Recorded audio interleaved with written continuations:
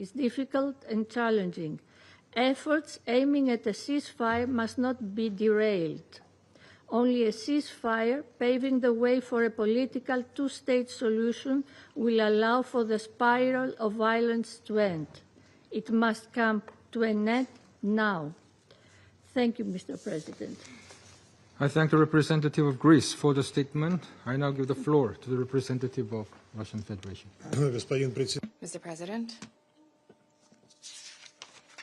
we thank the presidency for the prompt convening of the meeting in connection with Israeli strikes on Qatar at the request of Algeria, with support from Somalia, Pakistan, France, and the United Kingdom. We are grateful to the Undersecretary General, Rosemary DiCarlo, for the briefing. We attentively studied the position of the Qatari side, which was set out in the letter which was circulated on the 9th of September. We believe that such assessments of what transpired will be provided by the Prime Minister, Minister for Foreign Affairs of Qatar. We welcome your participation, Mr. Prime Minister, Mr. Minister, as well as the Minister of Representative of Jordan, as well as other participants. Mr. President, the Russian Federation condemns in no uncertain terms the attack carried out by Israel on 9 September targeting a residential compound in Doha, the stated target of which was the senior leadership of the Palestinian Hamas movement. As a result of this egregious attack, according to preliminary reports, 6 people died, including a staff member of the Interior Ministry of Qatar, and Emirati citizens died. We are very much concerned by the fact that the Israeli Air Force carried out strikes targeting a residential area in the Qatari capital, where foreign missions are carried out, where foreign missions are located. The Russian diplomatic mission is 600 meters from the area of the attack, as well as there are homes there and busy roads, as well as schools and kindergartens.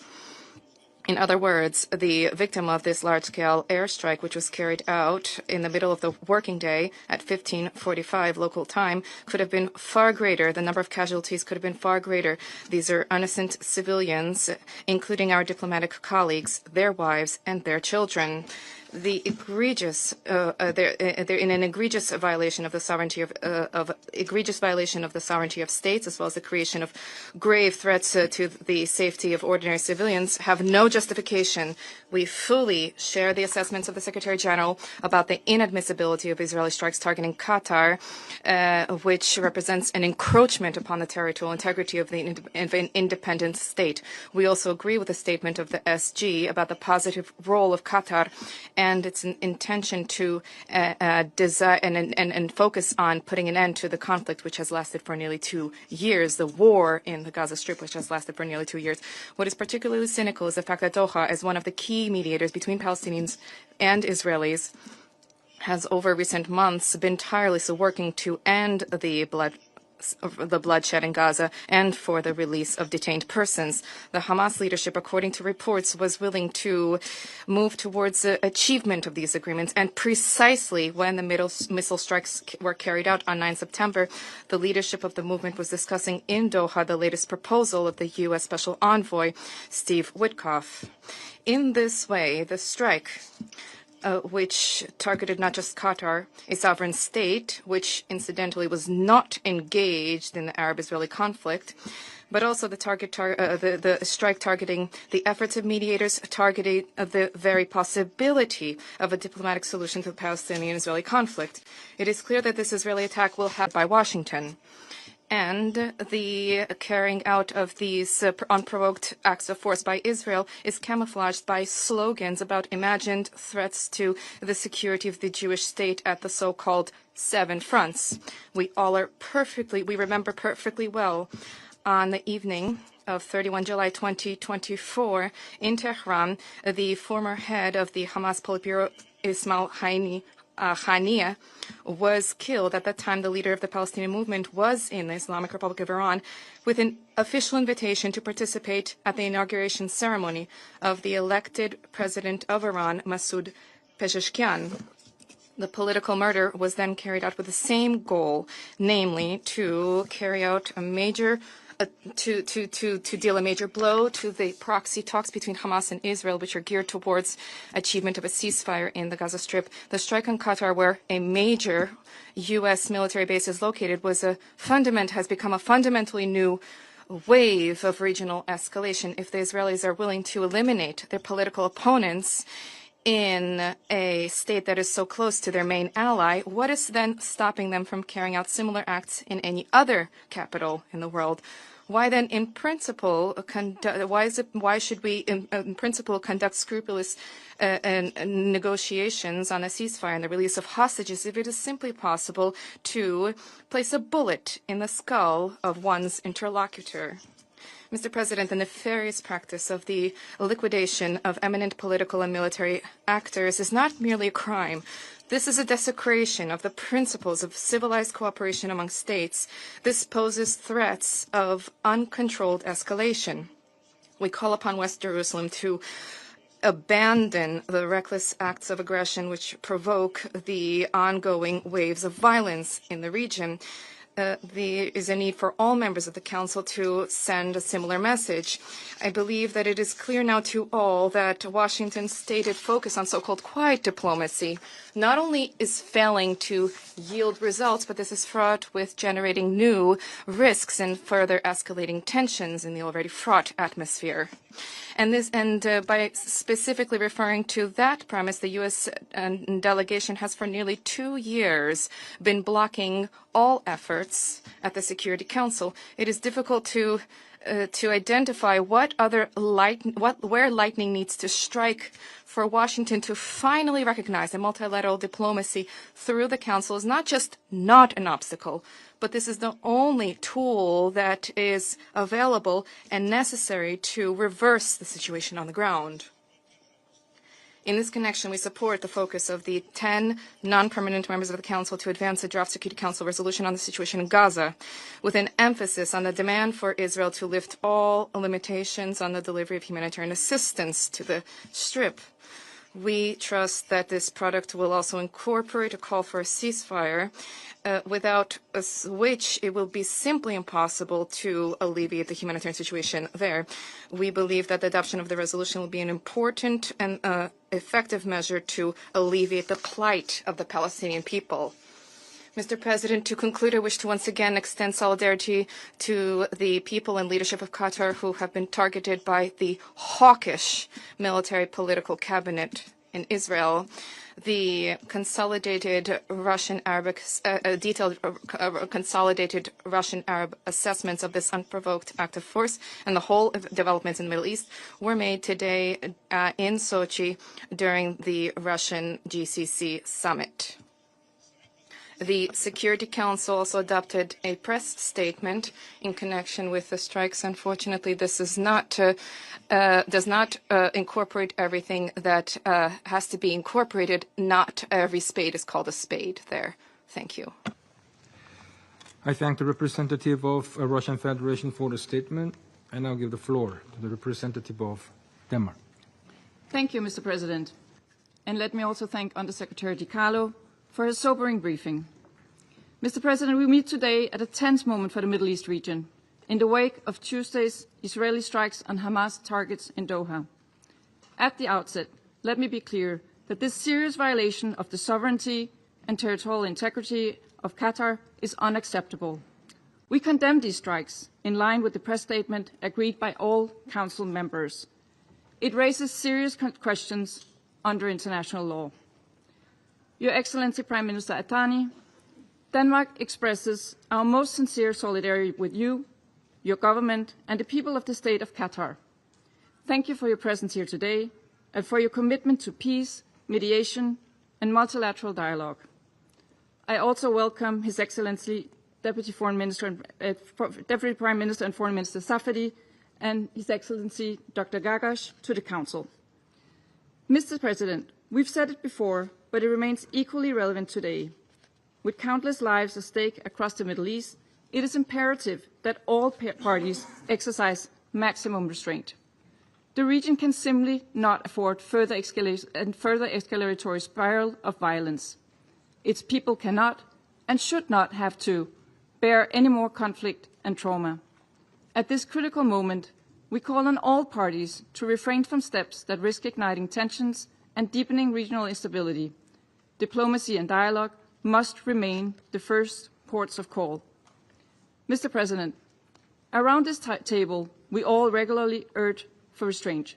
All the while, the war in Gaza continues to rage.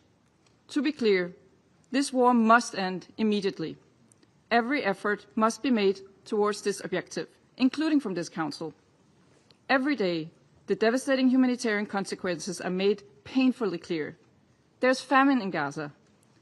People are starving to death in Gaza. Civilian infrastructure is destroyed. The list of horrors is long. We have a responsibility to act as a Council, as an international community, as human beings. The immediate priorities remain threefold: an immediate, unconditional, and permanent ceasefire, the unconditional and dignified immediate release of all hostages, and the lifting of all restrictions on humanitarian aid into Gaza. All parties must work urgently towards achieving these aims. Mr. President, Denmark reiterates its firm condemnation of the terrorist attacks on October 7 perpetrated by Hamas. As we have repeated countless times, there can be no justification for this attack, nor for the undignified treatment of the hostages, and there can be no role for Hamas in Gaza. We have also consistently stressed that Israel's response must be exercised in full compliance with international law, including international humanitarian law. In closing, Mr. President, peace cannot be built on the rubble of destroyed buildings and cities, but on the firm foundation of dialogue and negotiation, a foundation that Qatar, along with the United States and Egypt, has been diligently and tirelessly working to create. These efforts have Denmark's full support. They offer a future that conflict never can, a future defined not by fear, not by a constant risk of escalation, but by stability for all countries and all people of the region. This is the challenge that the international community, and especially this Council, must rise to meet. This is not only demanded for the Council, but also the very mission of this organization. We must spare no effort to achieve it. I thank you. I thank the representative of Denmark for the statement. I now give the floor to the representative of United Kingdom. Thank you, President, and I'd like to thank USG DiCarlo for her briefing today.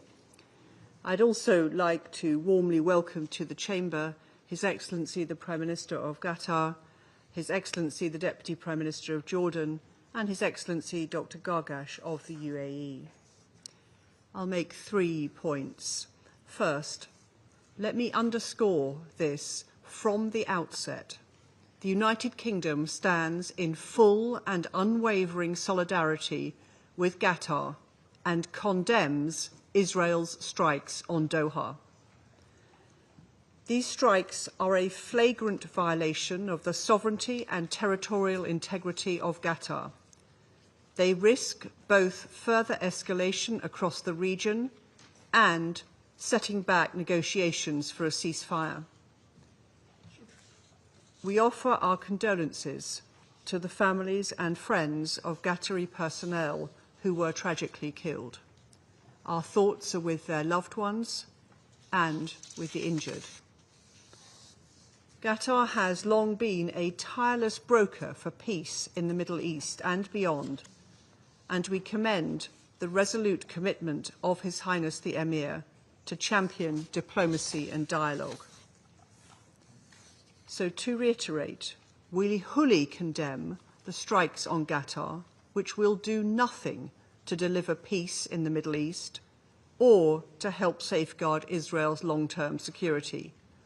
My Prime Minister made this clear to President Herzog when they met yesterday. And like others, I welcome the clear message of support to Qatar that this Council has sent through our press statement today. Second, the UK has been clear that Hamas is a terrorist organisation, and we condemn the October 7 atrocities in the strongest terms.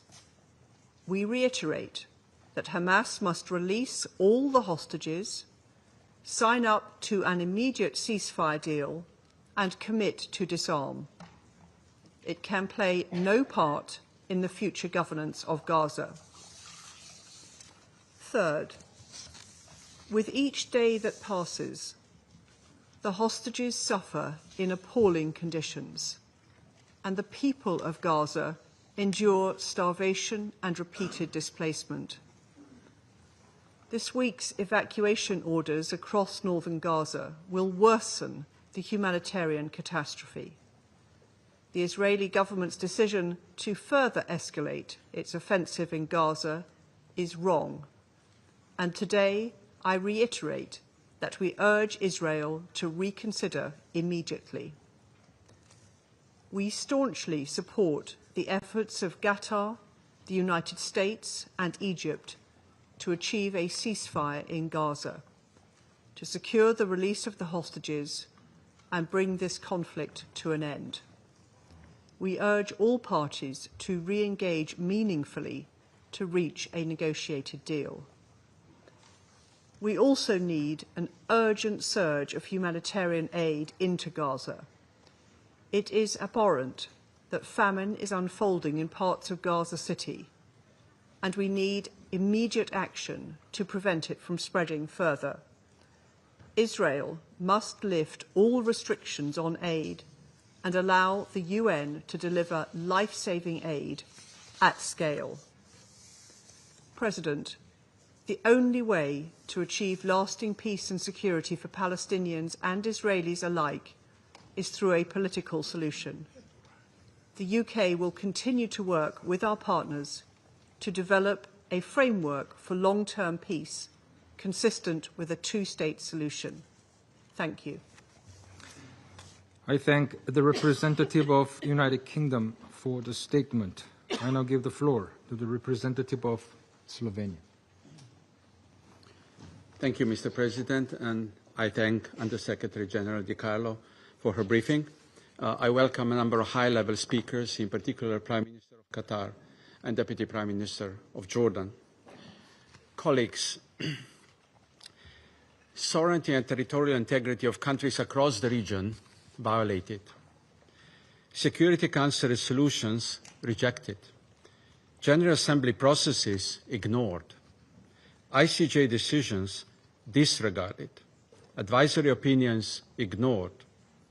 Civilians starved and killed. International mechanisms flouted. The UN pressured. Humanitarian and medical workers, journalists attacked. Inhumanity and simply cruelty. A sense of complete impunity. And now, negotiators attacked on a foreign soil. I wonder, is this how peace is pursued? Is this really a way to bring hostages home? Slovenia is gravely concerned over the latest escalation in the Middle East. We strongly condemn the Israeli attack on the sovereignty and territorial integrity of the State of Qatar, and we stand in solidarity with Qatar. We once again call for full respect of the UN Charter and rules of war. Nobody is above the law, no matter how mighty one feels. We commend the crucial and constructive role of Qatar, a key mediator for a ceasefire in Gaza and for the release of hostages. We thank them for their efforts and urge them to continue. This Council has been unequivocal in our support to the role and work of the mediators, Egypt, Qatar, and the United States. Everyone around this table supports the process of mediation. What more can be said in this Council? How else can we say that all the red lines have been crossed and that enough is really enough? Colleagues, it's not the attempts of the Council members that are preventing solutions. It is allowing this sense of impunity of Israel to continue. That's why country after country are announcing bilateral measures aiming at the Israeli government to reconsider its current policy and to return to respecting international law obligations. They are our response to persistent violations of international humanitarian law, to impunity, and to what we now clearly see, a flawed commitment to negotiations. All these measures are not gestures. They are not performative actions. They are sincere acts of countries, leaders, and global public conscious of our responsibility to humanity and of our promise of never again. Colleagues, on this day of 9/11, when we commemorate horrible terror attacks on the United States and pay tribute to innocent victims, Slovenia reaffirms its resolute stand against terrorism. We repeat our condemnation of the Hamas brutal attack on 7 October. We take this opportunity to strongly condemn the latest terror attack on civilians in Jerusalem. This is yet another reason for peace efforts to double. In words of Undersecretary General De Carlo, the urgency has never been greater. This war must end, suffering must end. Mr. President, in the midst of the latest escalation, Gaza humanitarian catastrophe continues. Window of opportunity to prevent famine from spreading across the Strip is closing. New offensive is relentlessly pounding what is left in the middle of ruins. Instead of packing a backpack to start a new school year, Gaza children are forced to pack what is left of their belongings to be displayed yet again. So let me state the obvious. We need a ceasefire. Hostages must be released. Hindrance of aid deliveries must end. The negotiations have certainly seen its share of obstacles from both parties, but an escalation of this sort is not contributing to peace. So we appeal for a renewed commitment to negotiations in good faith by both parties to the conflict. Thank you. I thank the representative of Slovenia for the statement, and I give the floor to the representative of Panama. Muchas gracias, señor. Thank you, Mr. President.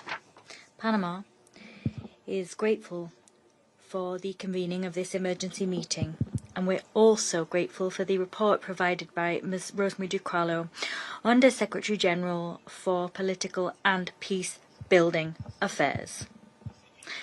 Moreover, we welcome His Excellency Sheikh Mohammed bin Abdulrahman bin Jassim Al Thani to this meeting as Prime Minister and Minister of Foreign Affairs of the State of Qatar.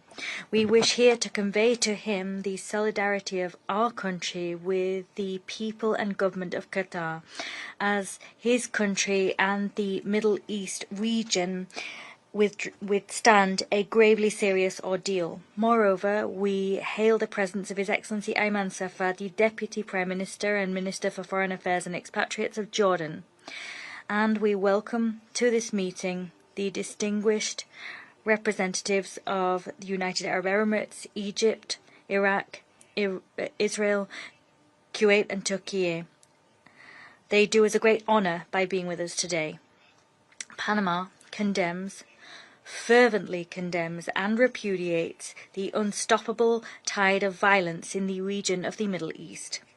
The attacks perpetrated against civilians in Jerusalem on Monday, for which Hamas claimed responsibility, are a demonstration of the extremism and terror that this group has sown for decades. Israel's subsequent action in Doha on Tuesday, that was also condemned by Panama, stands as a reprehensible and flagrant violation, one that stands as an attack on the sovereignty, territorial integrity and security of a member state of this very organization.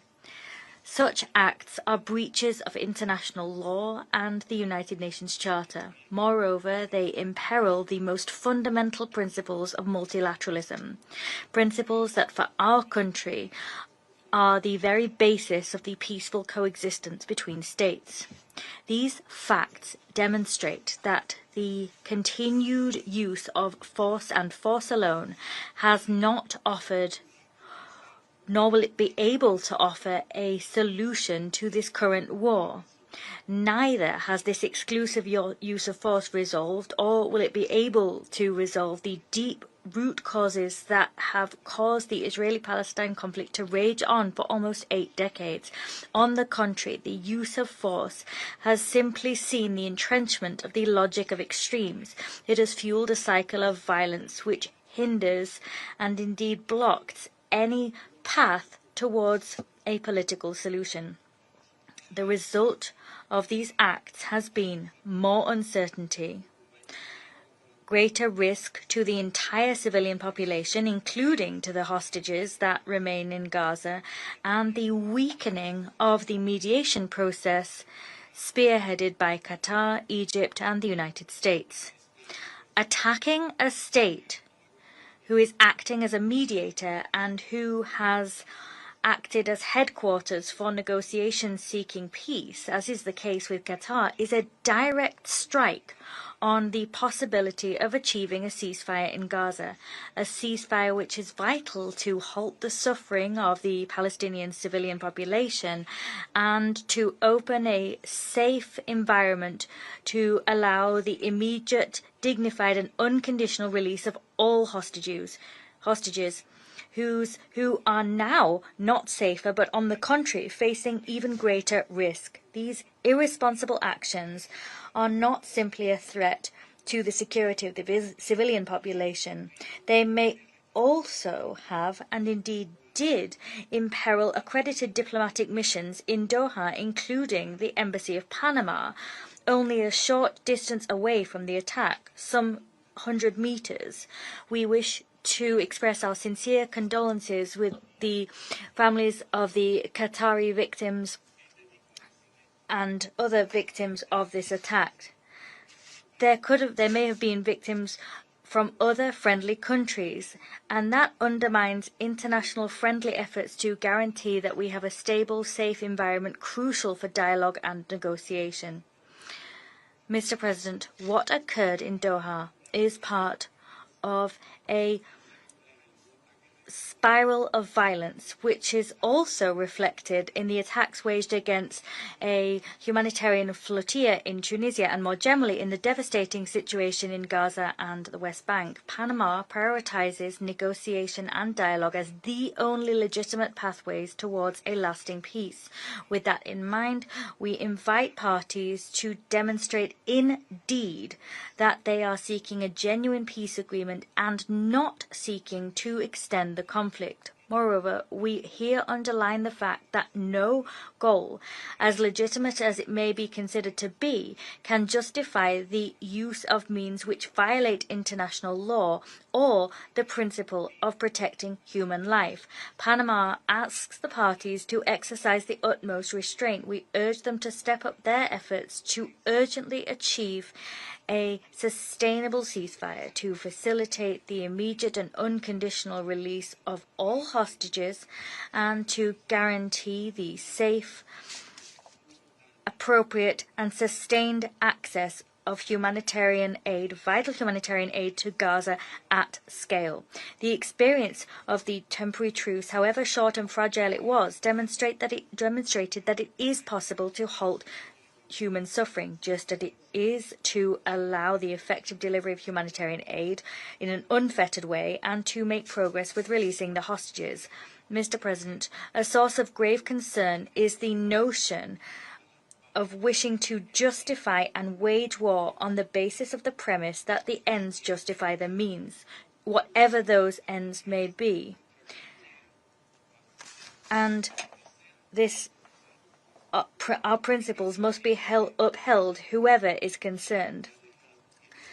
The use of this ends justify the means logic will simply sow more destruction and suffering. The indiscriminate witch hunt of enemies does not lead to peace. On the contrary, it merely extends war and worsens the suffering of innocent people that are trapped in the midst of the siege. History has taught us that peace is something negotiated and made with our enemies. The time has come to choose restraint and to allow room for diplomacy before new actions further exacerbate the crisis. Panama reiterates that there is no military solution. only a comprehensive, just and lasting political process based on international law and on the relevant resolutions of the United Nations, as well as on the principle of two states and their peoples living in peace and security, will be able to guarantee the stability of the region and the safety and security of all. Thank you.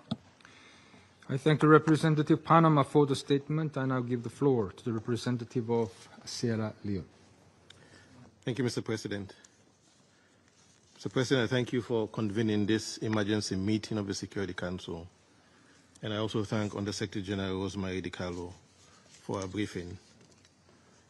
Although in very difficult circumstances, I welcome to the Council His Excellency Sheikh Mohammed bin Abdulrahman bin Jassim Al Thani, Prime Minister and Minister for Foreign Affairs of the State of Qatar, and express not only the full solidarity of Sierra Leone, but also our commendation for Qatar's valuable global mediation efforts in conflict situations, particularly in the Middle East as well as in Africa. I also welcome to the Council His Excellency Mr. Ayman Safadi, Deputy Prime Minister and Minister for Foreign Affairs and Expatriate of the Hashemite Kingdom of Jordan. Sierra Leone notes the letter dated 9 September 2025 from the Permanent Representative of the State of Qatar, transmitted as document S/2025/563, which draws the Council's attention to the grave incident that has prompted our deliberations. Sierra Leone has consistently upheld the conviction that the Middle East conflict, and in particular the Palestine question, must be resolved through peaceful means in accordance with the Charter of the United Nations. Article 2, Paragraph 3 obliges all member states to settle their dispute by negotiations, mediation, conciliation, arbitration, or other peaceful means, while refraining from the threat or use of force, not to endanger international peace and security. It is in this light that Sierra Leone is deeply alarmed by the admission by the Prime Minister of the State of Israel of his government attack on Doha, the capital of Qatar, a state playing an active role as a mediator between Israel and Hamas in the ongoing escalation of the conflict in Gaza. Qatar's facilitation of dialogue has been indispensable to sustaining fragile ceasefire arrangements and preventing further escalation in Gaza. An assault on the territory of a mediator is not only a violation of its sovereignty, but also a direct strike at the very architecture of diplomacy. As the UN Secretary General has rightly stressed, all parties should be working towards a permanent ceasefire, not undermining it. Sierra Leone is gravely alarmed by this flagrant breach of international law. We strongly condemn Israel's attack in Doha, and we support the press statement just agreed by the Council members, which emphasizes the vital role that Qatar continues to play in mediation efforts in the region, alongside Egypt and the United States. We take note of the communication from the Gulf Cooperation Council member states, which described the strike, and I quote, as serious threats to the security and safety of Qataris and residents. Such actions constitute a grave breach of Article 2.4 of the Charter, which prohibits the threat or use of force against the territorial integrity or political independence of any state. Sovereignty and territorial integrity are cornerstones of our collective security system. As we strongly condemn the Doha attack by the State of Israel, we commend the restraint demonstrated by the State of Qatar. Sierra Leone calls for the continuation of the exercise of maximum restraint, the peaceful resolution of dispute, and full respect for the sovereignty and territorial integrity of the State of Qatar, in compliance with international law, the Charter of the United Nations, and provisions of relevant Security Council resolutions. States with influence must leverage such influence for de-escalation and peace in the region. Mr. President, beyond the violation of sovereignty, Sierra Leone is gravely disturbed by reports of targeted assassinations of individuals who should be considered protected persons under international law, particularly international humanitarian law. Equally troubling are reports of such assassinations in residential areas. The Geneva Conventions, particularly the Fourth Convention, and their additional protocols, clearly prohibit violence against civilians and all persons not taking a direct part in hostilities. The Geneva Conventions explicitly forbid violence to life and person, in particular murder of all kinds against those not taking active part in hostilities. Mediators, negotiators, medical personnel, journalists, humanitarian staff, and civilians remain under the protection of international law. Willful killing of such persons constitutes a grave breach of the Geneva Conventions and a war crime. We are appalled by the deliberate targeting of civilians and mediators under safe conduct, acts that undermine the distinction between combatant and non-combatant, including those not taking part in hostilities, with no continuous combat function, and outside areas of hostilities. We must be clear. International law does not recognize revenge. International law recognizes only lawful self-defense on the use of force against imminent unlawful attack or collective action authorized by the Security Council. Acts motivated by revenge, retaliation are illegal. No justification can excuse deliberate attacks on those who are not engaged in active combat functions. Colleagues, this development points to a larger challenge confronting the international community: the persistence of impunity in the face of serious violation of the UN Charter and international law. When such acts are met with silence or selective responses, perpetrators are emboldened to continue, eroding the credibility and weakening the rules-based international legal order. For the Council, failure to respond risks reducing this body to a bystander in the very crises it is mandated to address, and would amount to a referendum on the system we've built. Sierra Leone therefore urges this Council to affirm unequivocally the inviolability of the sovereignty and territorial integrity of Qatar and all member states to ensure that unlawful assassinations of protected persons are thoroughly investigated, to hold perpetrators accountable under international law, and to redouble efforts to bring the current conflict to an end through genuine good faith negotiations leading to a just and lasting peace.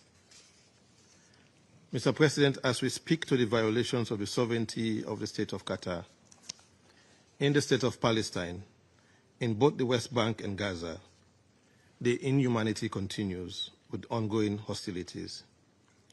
We remain gravely concerned about the humanitarian catastrophe in the Gaza Strip, with the declared famine, bombardment, and evacuation orders in Gaza City, mass displacement, act and rhetoric evincing genocidal intent. We are equally gravely concerned about the plight of hostages and recall with condemnation the 8 September attack on Israeli civilians at a Jerusalem bus stop, in which 6 people were killed and 8 others wounded. Violence on either side will only breed more violence, deepen suffering, and erode prospect for peace. We reiterate the imperative for an immediate ceasefire, the safe and unimpeded delivery of humanitarian aid, and the release of all hostages. The Council must demand a ceasefire, particularly when a mediator state has been so flagrantly attacked. The peoples of the Middle East, and indeed the peoples of the world, look to this Council for leadership, consistency, and resolve. Upholding the Charter is not optional. It is a binding obligation. Sovereignty must be respected, civilians and other protected persons must be safeguarded, and international law must be enforced without fear or favor. Only by doing so can we end impunity, restore confidence in the rules-based international legal order, and open the path to peace. As the Irish poet William Butler Yeats won in The Second Coming, immortalized in Things Fall Apart by the Nigerian author Chinua Achebe, and I quote, "Things fall apart, the center cannot hold. Mere anarchy is loose upon the wall," end of quote. The United Nations is the center of the post-1945 multilateral rules-based system, and the Security Council its nucleus for peace and security. We must therefore act now with unity and determination. Anything less will betray our collective responsibility and the trust that the peoples of the world have placed in us.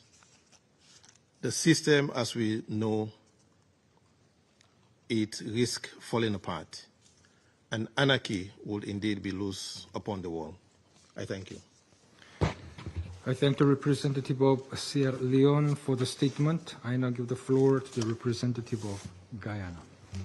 Thank you, Mr. President, and thank you for convening this briefing with the requisite urgency. I welcome the participation of His Excellency the Prime Minister of Qatar and His Excellency the Deputy Prime Minister of Jordan in today's meeting. I also thank the delegations of Algeria, Pakistan, and Somalia for requesting the meeting and express appreciation to Under-Secretary General Rosemary DiCarlo for the important information provided regarding Israel's military strike on Doha this Tuesday. Mr. President, Guyana condemns this violent act by Israel, which is a flagrant violation of international law and a direct and unprovoked assault on the sovereignty and territorial integrity of the state of Qatar. We noted the destruction caused by the attack and that a Qatari national was killed. We express our full solidarity with the Amir and people of the state of Qatar. Mr. President, international law is under threat, and the Middle East region has unfortunately been the theater of too many frequent and serious violations of international law. Syria, Iran, Yemen, Lebanon, and now Qatar have all suffered violations of their sovereignty and territorial integrity by Israel, following unilateral decisions by the latter to militarily strike these countries. Just yesterday, we received reports of Israel's attack on Yemen involving strikes on civilian and residential facilities and the killing of several persons. Guyana reiterates its strong condemnation of these violations of international law and calls for full accountability for these crimes. The culture of impunity must not be allowed to take root, and this is precisely what is happening in the face of the Council's inability to respond decisively to these breaches of the peace and acts of aggression. Israel's protracted war in Gaza and its unlawful occupation of Palestinian territory remain at the center of the instability in the Middle East. Ending the war in Gaza and resolving the question of Palestine are therefore urgent priorities that the Council must advance pursuant to its responsibility for the maintenance of international peace and security. We further stress that the efforts of mediators to end the war in Gaza and to secure the release of the remaining hostages are seriously undermined and complicated by actions such as those taken by Israel on Tuesday. The success of the mediation efforts depend on the good faith engagement of all parties. The bombing of representatives of one party in the territory of one of the mediators risks setting back peace efforts. Israel's actions also belie its stated commitment to bring the hostages home. The state of Qatar has been a consistent ally in fighting terrorism and has been instrumental in the mediation efforts alongside the United States and Egypt to bring about a diplomatic solution to the war in Gaza and to secure the release of hostages still held there. Israel's recent actions do not in any way help these efforts. In the context of the foregoing, Guyana makes the following 4 appeals. First, the state of Qatar must be redressed for the unlawful act committed against it by Israel. The international order is premised on the rule of law, and states cannot simply contravene international law and the UN Charter in pursuit of unilateral objectives. Repeated violations of international law, if consistently met with no firm response from international organs such as the United Nations Security Council, risk engendering chaos and instability. Second, Israel's brutal war on Gaza must end immediately, unconditionally, and permanently. The catastrophic and man-made suffering to which civilians are subjected and which has now escalated to famine is a daily and painful reminder of how much this war continues to cost Palestinian civilians. Guyana urges the Security Council to take appropriate and urgent action in keeping with its responsibility to protect Palestinian civilians. Third, Guyana appeals to Israel to cease its warmongering in the already volatile Middle East. Too many fires have been ignited in the region, presenting serious risks to international peace and security. Israel must abide scrupulously with its obligations under international law. Fourth and final, Mr. President, we need strong political will to resolve the question of Palestine in a just, peaceful, and comprehensive manner. 8 decades is too protracted a period to have an entire nation living in a state of flux, marked by recurrent cycles of violence and oppression. This goes against all the values of the United Nations. Until we settle the Palestinian question, our work will not be truly comprehensive in reach. We urge all Council members and the wider membership of the United Nations to resolve that the 80th year of our organization would be the year in which we take strong and positive actions for the Palestinian people in their just struggle for peace and self-determination. Guyana resolves to doing its part to this end. I thank you. I thank the representative of Guyana for the statement. I now give the floor to the representative of France. Thank you, Mr. President. First and foremost, I wish to thank the Undersecretary General for Political and Peace-Building Affairs, Madam Rosemary DiCarlo, for the briefing, which establishes the facts in an elucidating way. I welcome the presence among us of His Excellency Sheikh Mohammed bin Abdullah Rahman bin Jasmine Al Thani, Prime Minister and Minister for Foreign Affairs of Qatar, as well as His Excellency Mr. Ayman Safadi, Deputy Prime Minister and Minister for Foreign Affairs of Jordan, and His Excellency Mr. Anwar Gargash, Diplomatic Advisor to the President of the UAE. I also welcome the representative of Israel, of Turkey, of Iraq, of Kuwait, and of Egypt. Mr. President, thank you for having convened this emergency meeting, which has been supported by France, as was clearly expressed by the President of the French Republic. The strikes claimed by the State of Israel, which struck Qatari soil on 9 September 2025, are unacceptable, regardless of the motivation. There is an important need for the Security Council to condemn them. France reaffirms its commitment to respect for the sovereignty and territorial integrity of Qatar in accordance with the principles of the Charter of the United Nations. We extend our full solidarity with the Emir, to the Emir of Qatar, His Highness Excellency Sheikh Tamim Al Thani, as well as the Qatari people. The President of the Republic of France yesterday extended to the Emir of Qatar our full support. These strikes represent a grave violation of international law. Let us recall that the use of force throughout and at all times is strictly regulated by the Charter of the United Nations. These strikes generate a grave risk to regional stability, which has already been imperiled by an alarming escalation of tensions in Lebanon, in Syria, and the entire region. It is in the interest of all parties, including Israel, to avoid a new cycle of violence with devastating consequences for the entire region. Therefore, we call upon all parties to exercise utmost restraint.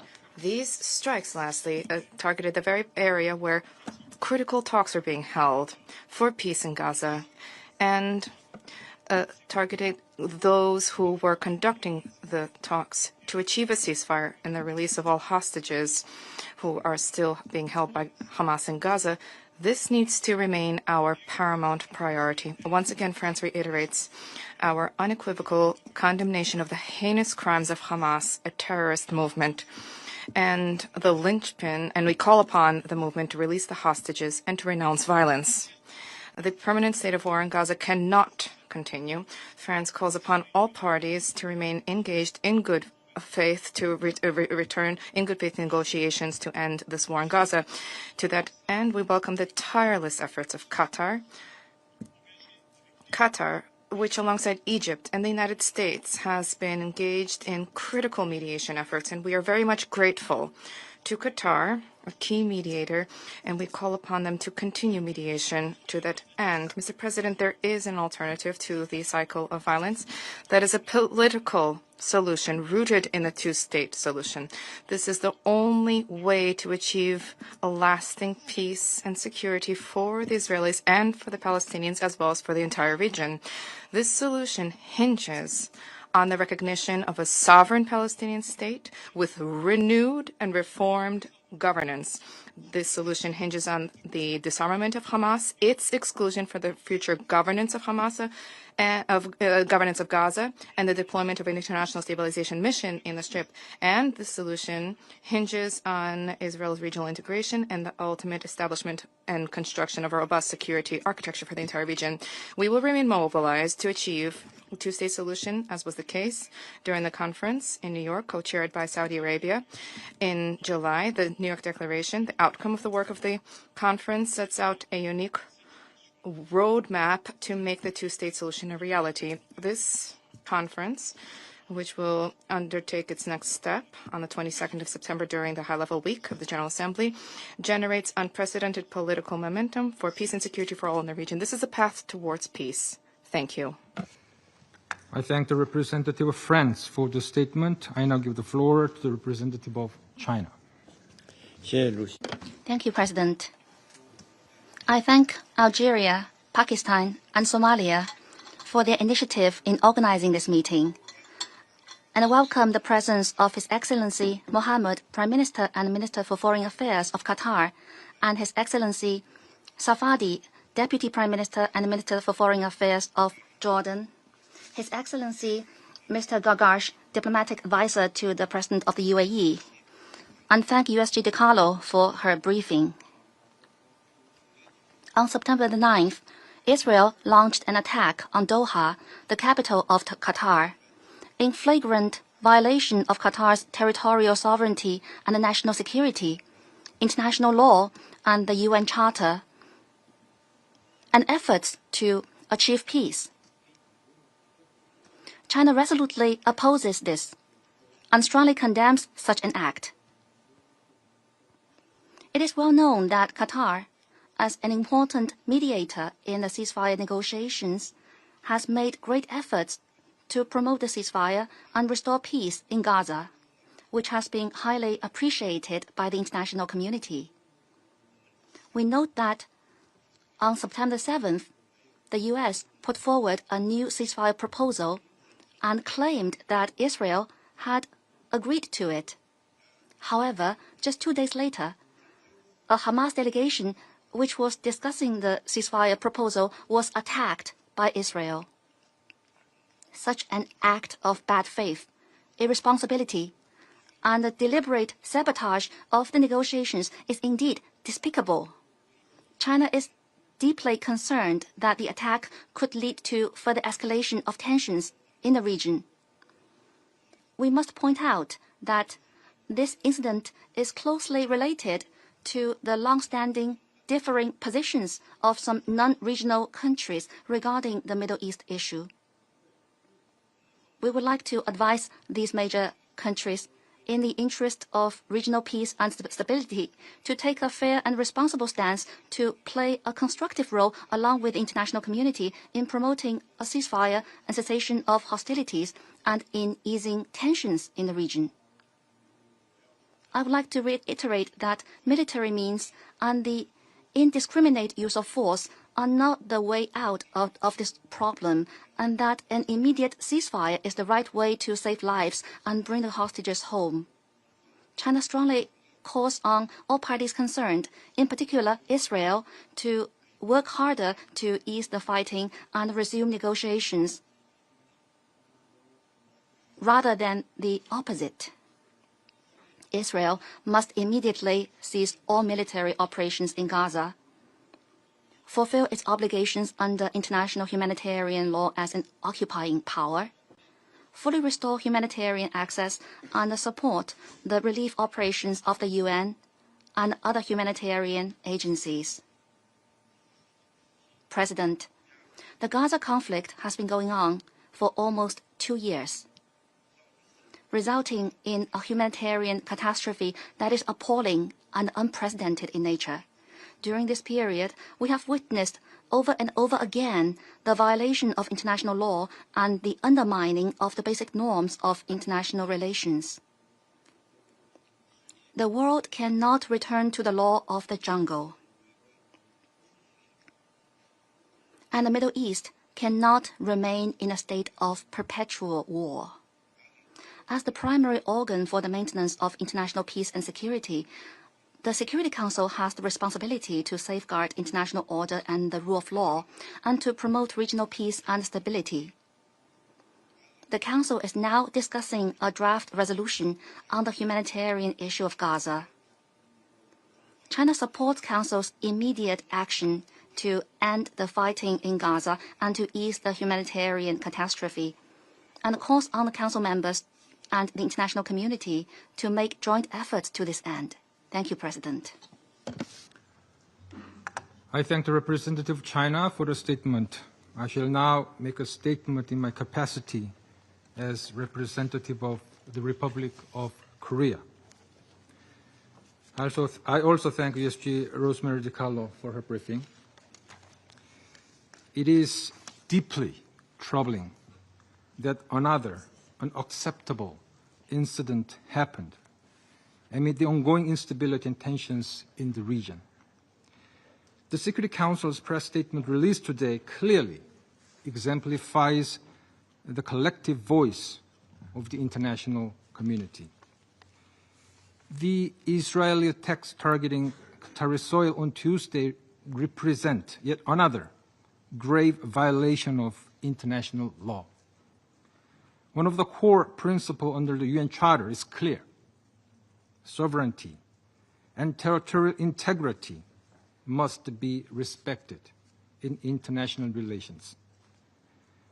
The Republic of Korea is appalled that the attacks allegedly targeting Hamas leadership, yet also killing a member of the Qatar Internal Security Forces, happened in the residential area of Doha, the capital of the key mediating country, Qatar. Therefore, the Republic of Korea calls for the full respect of sovereignty, territorial integrity, and political independence of every country, as well as immediate de-escalation in the region. International law can't be selective. It must be strictly observed by all states. More regional instability helps no one in the region at this vital juncture. Also unacceptable is that these attacks are hampering ongoing negotiations to secure an immediate ceasefire and release of all hostages brutally held by Hamas. And the attacks were committed just a few days after a new ceasefire proposal has been put forward. Hamas committed atrocious terrorist attacks against Israeli civilians, which we continue to condemn in the strongest terms. However, Tuesday's Doha attacks directly targeting its negotiation team does not help advance the talks, which stand at an inflection point. We reaffirm our full support for the efforts by the US, Qatar, and Egypt, and the unwavering commitment of Qatar for its diplomatic mediation undertakings, as reflected in the recent remarks by its Prime Minister. The incident was also grievous, as it may have significant negative impact on common efforts by the international community to ease the extreme humanitarian suffering of Palestinian civilians, as well as Israeli hostages held in Gaza. The international community, including members of this Council, are seeking measures, either multilaterally or bilaterally, to expand the desperately needed humanitarian aid to those civilians in Gaza. It is lamentable that the government of Israel chose to pursue another act of hostility, rather than actively participating as a direct party to conflict in global humanitarian efforts to halt the famine. colleagues, we all know the best solution to restore stability in the region: an immediate ceasefire in Gaza, the release of all remaining 48 hostages, as well as an urgent surge of humanitarian aid in Gaza, are all crucial for underpinning peace and stability in the region. Upon yet another dangerous escalation in the region, we now hear once again the desperate voice of the long-suffering hostage families pleading for the finalization of the deal. We must listen. The war in Gaza must end now. All hostages must be released. Civilians must be protected, and international law must be respected under any circumstances. We must chart a new path toward regional de-escalation and peace. I shall now make a statement. I resume my function as President of the Council. I now give the floor to His Excellency Sheikh Mohammed bin Abdulrahman Asim Al Thani, Prime Minister and Minister of Foreign Affairs of the State of Qatar. In the name of God, the merciful, the compassionate, may the peace, blessings, and mercy of God be upon you. Mr. President, allow me to congratulate you on assuming the presidency of the Council this month. We thank you for quickly responding to our request to convene this meeting. We especially like to thank Algeria, Pakistan, Somalia, the UK, and France that asked for holding this meeting on our behalf. We also thank Ms. Rosemary DiCarlo, Undersecretary General for Political and Peacebuilding Affairs, for her briefing. We thank the Council members for adopting the press release today. We appreciate your solidarity with Qatar that we heard in your statements after the unjust Israeli attack on Doha that the press statement has condemned. The attack occurred on the soil of a main mediator. The statement stressed the commitment to the sovereignty and territorial integrity of Qatar in line with the principles of the United Nations. We address the Security Council today in light of a dangerous escalation which constitutes a threat to international peace and security and regional peace and security. This is why it is at the core of the mandate of the Security Council as per the Charter. The Israeli attack, an unjust attack, at 3:45 on Tuesday, the 9th of September 2025, targeted a residential area allocated by the state to the negotiating teams. This is part of our ongoing negotiation efforts. These residencies house the negotiating team of Hamas and their families. The residential areas are known to all those who are engaged in negotiations, even diplomats and journalists that have held meetings with the negotiating team knows where these residencies are. We take measures to verify what happened, and it turns out that the casualties included Arif Bado, Saad Mohammed Adosi, who was 22 years old. He was martyred on duty. A number of civilians were also injured, and members of internal security forces working in the compound, they're receiving now medical treatment. We are trying to identify the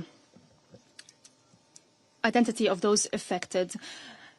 It was a residential area, and the attacks terrorized those who lived there. This area houses schools and houses different diplomatic residencies. The attack is a violation of the sovereignty of a state member of the United Nations. This attack is far away of the civilized behavior by states that believe in peace. Qatar is making tireless efforts to save lives, and this attack puts the international community before a test. Israel, led by extremists, bloodthirsty extremists, have gone beyond any borders, any limitations when it comes to behavior, not only among states, but among individuals. We're unable to predict what Israel can do. How can we host Israeli representatives when they have commit this attack? Have you heard of any state that is attacking a mediator this way? A state that is attacking negotiating teams that are hosted by Qatar, and then the Prime Minister is using shameful justifications and is trying to justify this attack that is condemned by the whole world. The Prime Minister should have recall the model of Taliban. They had a political bureau in Doha, and we had a negotiation channel or a communication channel, and this channel led to reaching an agreement on Afghanistan that led to the end of the war after decades. The US have never targeted the negotiators over these years. On the contrary, the world has seen the success of these efforts in cooperation with the United States under the leadership of Donald Trump to end the longest war in the history of the United States in 2020. This is the approach we pursue. This is the approach that the Prime Minister of Israel is trying to distort. These continued violations of international law, this behavior that undermine all values, prove only one thing, that the current leaders of Israel are arrogant, and they believe that they enjoy impunity. In addition to the genocide in Gaza and the unprecedented humanitarian disaster in the Strip, and the international community has not acted yet, here we are. We can see that Israel is undermining the stability of the region impetuously. Israel is trying to rearrange the region by force. It is using fundamentalist ideas. That is the basis of Israel's behaviors. Israel leaders are declaring that.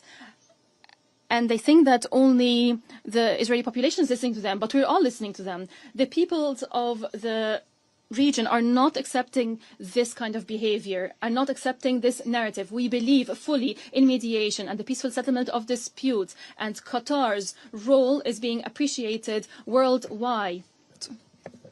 Our efforts has proven that our efforts in cooperation with the United States and Egypt has led tangible results. It led to the release of 148 hostages.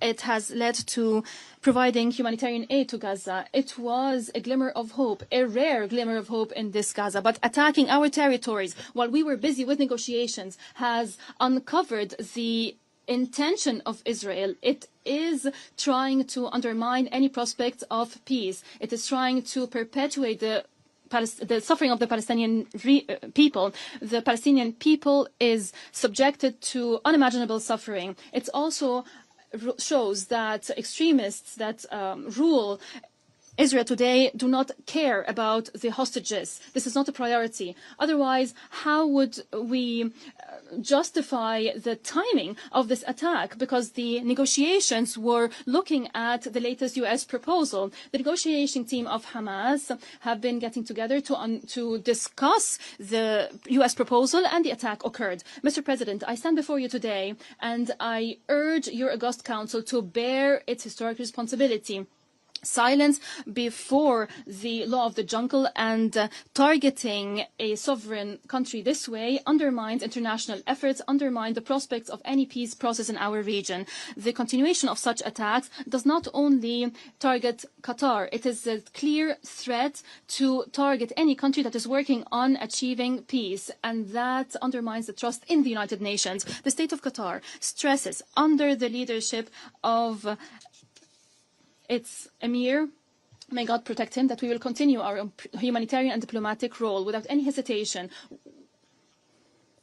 in order to stop the bloodshed. At the same time, we will not condone any attack on our sovereignty. We will reserve the right to respond through tools guaranteed by international law. We call for peace, not war. Peace is our approach, and we will not be deterred by those who call for war and destruction.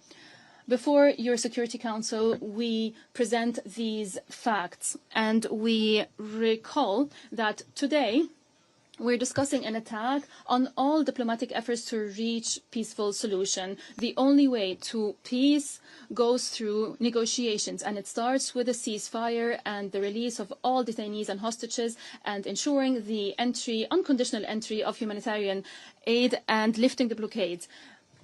Allow me, on behalf of all peace-loving peoples around the world, I would like to be optimistic. We cannot succumb to extremists. We have to continue to pursue peace through the two-state solutions, through the establishment of the independent Palestinian state, fully sovereign on Palestinian national soil according to international resolutions. We need two states, two peoples living side by side in peace. This will only be achieved through the adherence of the principles of international law. I thank you.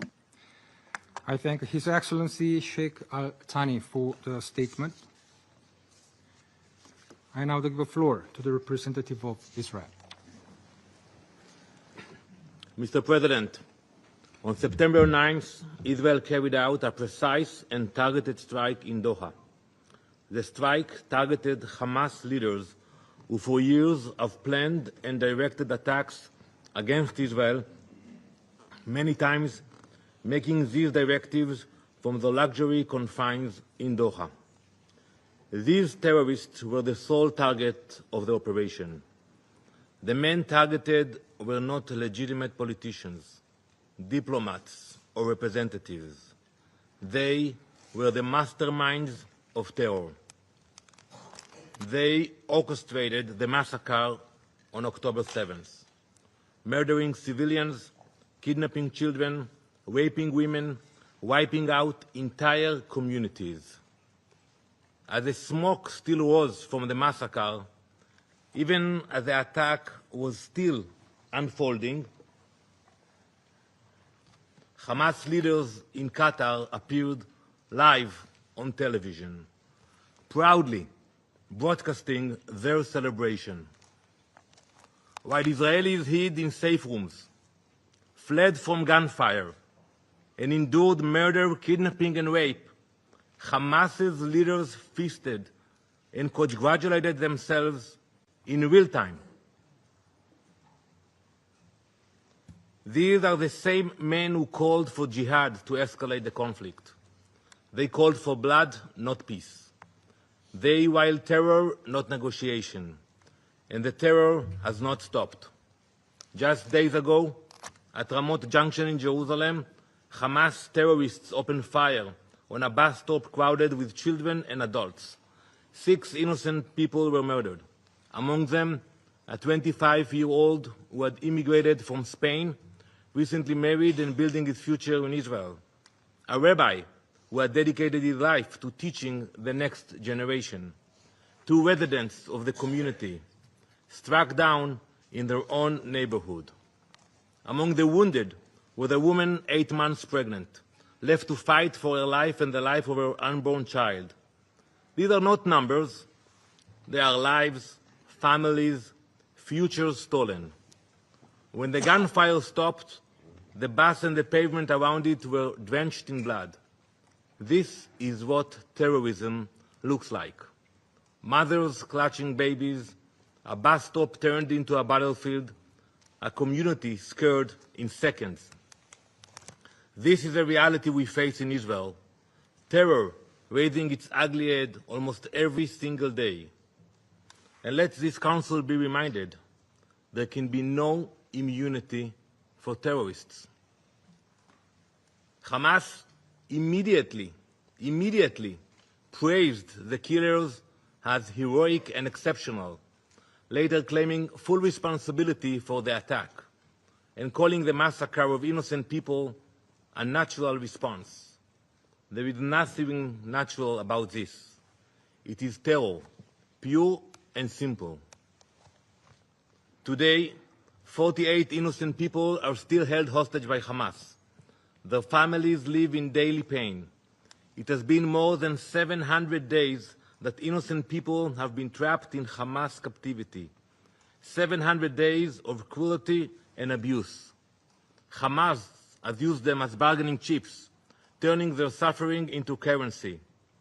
But let me be clear, there is no immunity for terrorists, not for those who commit it and not for those who enable it. Israel has agreed to President Trump's ceasefire proposal. We are ready to stop the fighting, but Hamas refuses. They keep the world waiting. They are in no rush. They have the time. Indifferent to the human suffering that their delay causes. And who suffers from this refusal? Not the leaders of Hamas, living abroad in the Ritz-Carlton in Doha. They don't suffer, they have the time. But the hostages languishing in their cells and the people of Gaza used as human shields. From the start, Hamas's strategy has been to embed its weapons among civilians. They hide rockets in schools, command centers in hospitals, and tunnels under homes. They put their own people in harm's way, then cry crocodile tears when civilians are hurt. Our fight is with Hamas, not with the people of Gaza, not with the state of Qatar. Israel will continue to take precautions to protect innocent lives. That is the difference between us and those who glorify massacre and terror. Like in the Bible, like Cain in the Bible, who was marked for the murder of his brother, so too are Hamas's leaders marked for their crimes. It doesn't matter where they hide, whether in the tunnel in Gaza or in a luxury hotel abroad. The mark of Cain is upon them. For too long, Hamas leaders have been sheltered not only in Doha, but in Beirut, Tehran, and elsewhere, parading as politicians and statesmen while acting as terrorists. They are treated like celebrities, when in reality, they are commanders of massacre and barbarism. This false disguise of legitimacy gave them freedom to move, to buy weapons, to recruit through so-called humanitarian networks, and to spread propaganda on international platforms that should have rejected them. This strike sends a message that should echo across this chamber. There is no sanctuary for terrorists, not in Gaza, not in Tehran, not in Doha. There is no immunity for terrorists. And yet, here in this Council, some members chose to give Hamas legitimacy, even protection. Israel will not. We will act against the leaders of terror wherever they are hiding. Mr. President, we have heard today in this Council allegations about a breach of the territorial sovereignty of Qatar. But one must ask, where were these concerns when sovereignty was violated by terror itself? On October 8, when Hezbollah launched rockets across Israel's border, when Houthis fired a ballistic missile at Ben Gurion airport, or just days ago, when a Houthi drone crashed into the arrivals hall of Rabon airport, injuring civilians. How can anyone hide behind allegations appealing to the principles of international law while giving legitimacy to those who openly glorify October 7th and continue to plot terror? Mr. President, this brings me to Qatar. Prime Minister Al-Thani, the time for Qatar to choose has come. For too long, Qatar has harbored terrorists, offering Hamas leaders sanctuary in luxury hotels while they orchestrate massacres and terror attacks. History will not be kind to accomplices.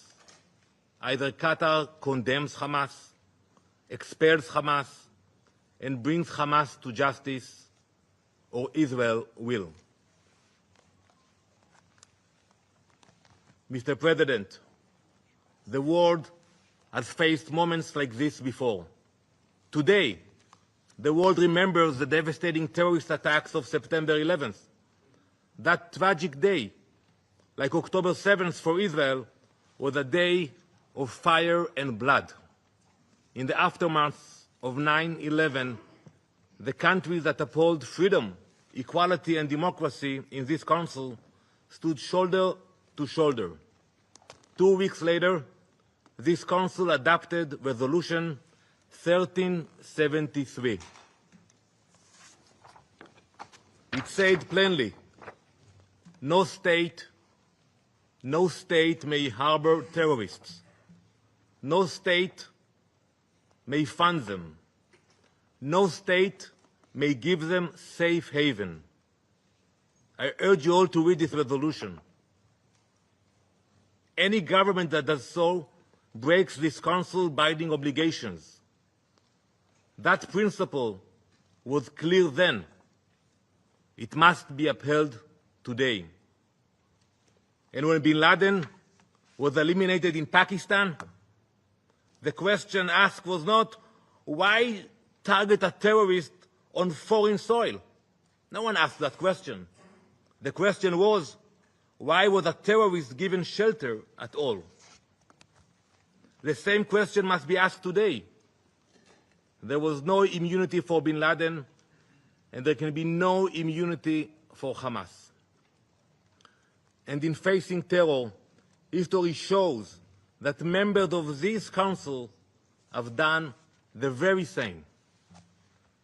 From 2014 to 2022, France struck terrorists in Mali, Chad, Burkina Faso, and Mauritania. In 2014 and 2015, the United Kingdom carried out airstrikes in Iraq and Syria against ISIS.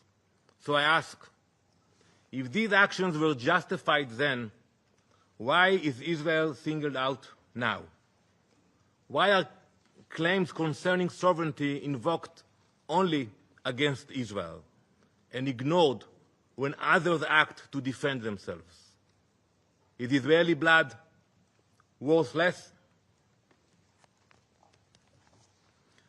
The question to ask is not why Israel targets the mastermind of terror, but why they are sheltered abroad, while hostages starve in captivity and Gazans are left to suffer.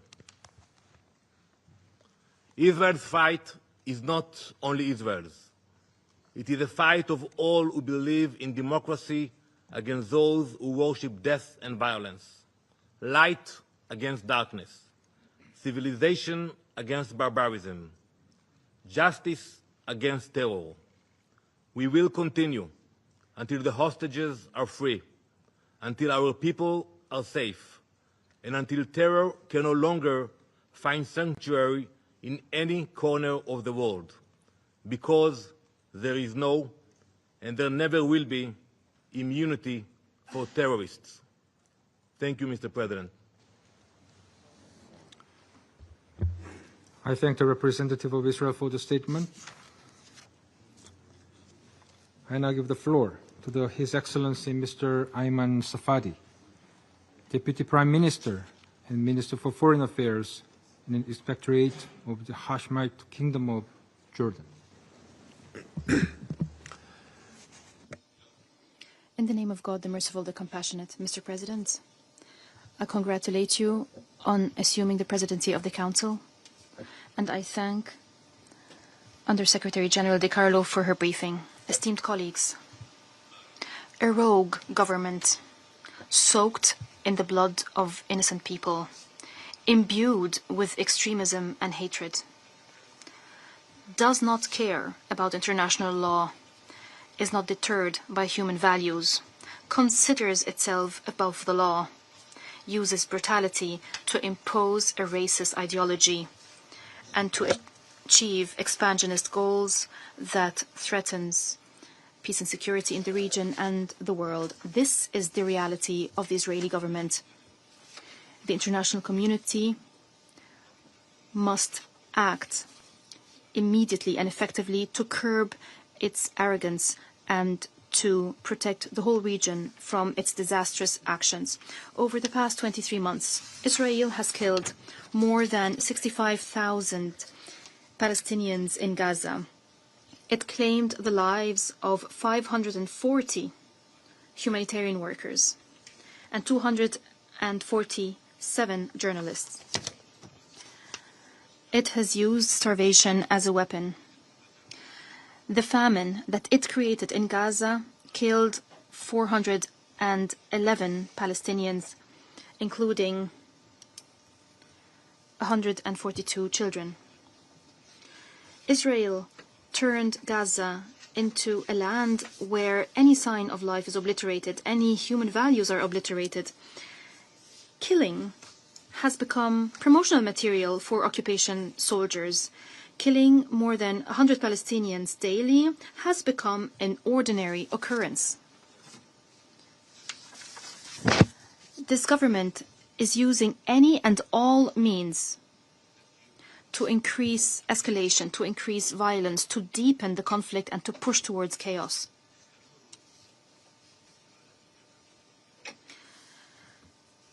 It continues to commit genocide in Gaza. More than 1 million Palestinians in Gaza City are faced with the threat of being killed or dying of starvation or being forcibly displaced to camps where Israel has destroyed the lives of those who are forced to go to those camps, camps in wastelands, lacking all basic necessities of life. And Israel is preventing the delivery of humanitarian and medical aid to these camps. It prevents the delivery of baby formula, bread, and water. Israel is expanding its illegal settlements in the occupied West Bank. It is protecting terrorist settlers that are launching 4 terrorist attacks daily on Palestinians. It is seizing more Palestinian land.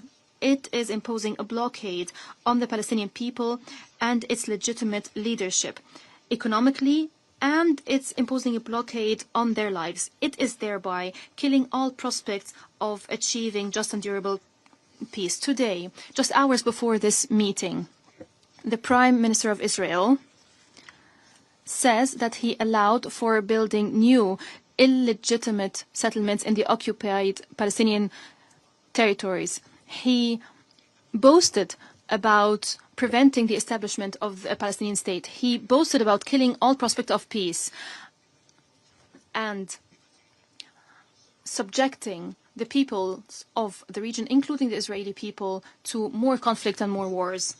Israel is attacking the stability of Lebanon. It is occupying more Syrian territories. It is contriving sectarian strife to plunge Syria into chaos and conflict, in another flagrant violation of international law, in another dangerous escalation. Israel is violating the sovereignty of the brotherly state of Qatar. It is launching a cowardly attack against its capital, Qatar. It is shamelessly betraying a state that has been working tirelessly in partnership with the Arab Republic of Egypt and the United States of America to reach an exchange deal, to reach a permanent ceasefire, to end the suffering, and to allow for returning to diplomacy to achieve peace and security for all. We condemn this brutal and treacherous attack against Qatar, as King Ibn al-Hussein and the Crown Prince to the Emir of Qatar. Qatar stands unequivocally with Qatar in any steps it takes to protect the security, sovereignty, and safety of its citizens. Our security is Qatar's security. The stability of Qatar is the stability of the region. We are united by one vision, and the choice of Qatar is our choice, and it's a clear choice. Our choice and our vision is a secure and stable Middle East, where just, durable, and comprehensive peace prevails.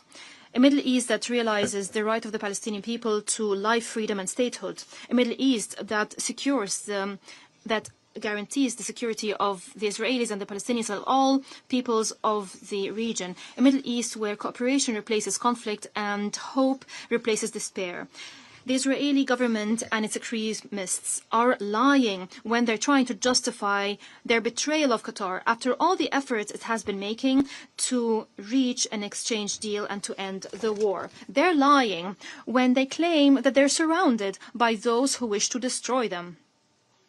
All Arab countries are committed to achieving just and durable peace that ensures the security of Israel, ensures that it has normal relations with the countries of the region in the context of implementing the two-state solution that ends the occupation and that establishes an independent sovereign Palestinian state on national Palestinian soil along the lines of the 4th of June 1967, in line with international resolutions, living in peace and security side by side with Israel. Israel has yet to engage positively with the Arab Peace Initiative of 2002, the declaration of the Conference on the Two-State Solutions that was organized by the Kingdom of Saudi Arabia and the French Republic last July, which was attended by 125 states, confirmed unequivocally that we choose the just peace. The meeting that will be held here in the United Nations as a follow-up to this conference offers an opportunity to all states to support peace efforts by recognizing the Palestinian state and by supporting the two-state solution as the only way to achieve peace. We want just peace. But the reality is that there is no Israeli partner now to work with to achieve said peace.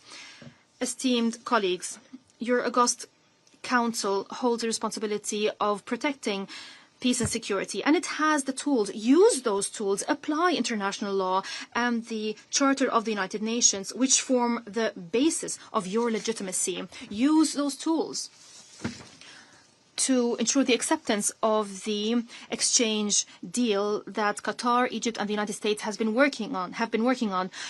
Use these tools to stop the aggression on Gaza, to end the starvation, to enforce the entry of humanitarian aid, to protect what is left of the credibility of international law and international humanitarian law, to restore the belief that human values and international law exist to be applied without discrimination, without selectivity, to reaffirm that no aggressor should be granted immunity and that there is no state above the law, to revive the hope that conflict is not the fate of the region and that peace is possible and it's our common goal and we can achieve this goal if the necessary will is demonstrated. Ladies and gentlemen, the message that Israel has sent through its attack on Qatar is that it will persist with its aggression. It will persist with violating the sovereignty of states. It will persist with violating international law. It will persist with killing civilians and innocent people. It will persist in imposing a famine on Gaza. It will persist in preventing 6,000 students in Gaza from the right to education because it is enjoying immunity. It is evading accountability for all these crimes. Esteemed colleagues, injustice has reached unconscionable levels. Stop it. Stop this injustice before it's too late. Thank you, and may the peace, mercy, and blessings of God be upon you.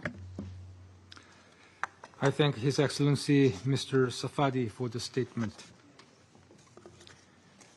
I now give the floor to His Excellency Mr. Anwar Gargash, Diplomatic Advisor to the President of the United Arab Emirates. Mr. President, I would like to begin by thanking the Republic of Korea for promptly convening this emergency session. I'd also like to thank Ms. Rosemary DiCarlo for her comprehensive briefing. The United Arab Emirates endorses the statement that Kuwait will deliver on behalf of the Gulf Cooperation Council, along with statements from the Arab and OIC groups. The high-level participation in this session clearly underscores the gravity with which we view this Israeli aggression against the state of Qatar. Mr. President, the UAE has condemned in the strongest terms the blatant Israeli attack against the state of Qatar, which represents a flagrant violation of Qatar's sovereignty and the Gulf state's security. It is a serious assault on international law, including the UN Charter, and it is an irresponsible escalation that threatens regional stability and international peace and security. Yesterday, the President of the UAE, His Highness Sheikh Mohammed bin Zayed Al Nahyan, visited Doha. He reaffirmed our complete solidarity with Qatar, its leadership and people, and our firm support for all measures that Qatar takes to protect its sovereignty, territorial integrity, and the safety of its people. Mr. President, the Security Council's continued failure to act decisively against repeated Israeli violations of fundamental principles of the UN Charter will undoubtedly have severe consequences for regional and international peace. This unprecedented attack against Qatar also seriously undermines prospects for peace and ending the war in Gaza. Qatar, together with Egypt and the United States, has played a leading role in efforts to secure a ceasefire, to release the hostages and detainees and return them to their loved ones, and to resume unhindered humanitarian aid at scale. These reckless, belligerent actions will deliver neither Israel nor the region our shared goal for peace, prosperity, security, and stability. They only serve to fuel more violence, extremism, and chaos, precisely when the region desperately needs restraint and de-escalation. Furthermore, the relentless threats of land annexation and attacks on neighboring countries destroys any foundation for lasting peace and threatens the entire region's stability. Mr. President, we must work together toward a better future for the people of our region, one built in justice, coexistence, shared prosperity, and good neighborly relations, free from extremist ideologies of any kind. As we all strive for a just and lasting peace in the region, the attacks on the state of Qatar further inflames an already explosive situation. And with our gathering today, we reaffirm the centrality of international law and the sovereignty of states, as well as the wisdom required of all of us to achieve peace and security. Today, Mr. President, Qatar does not stand alone. The Council spoke with one voice to condemn aggression. Our collective voice should make a difference against these unlawful acts of transgression against international law. Thank you, Mr. President. I thank His Excellency Mr. Gagash for the statement. I now give the floor to the representative of Turkey. Mr. President, I have the honor to deliver the following statement on behalf of the member states of the Organization of Islamic Cooperation in my capacity as chair of the group.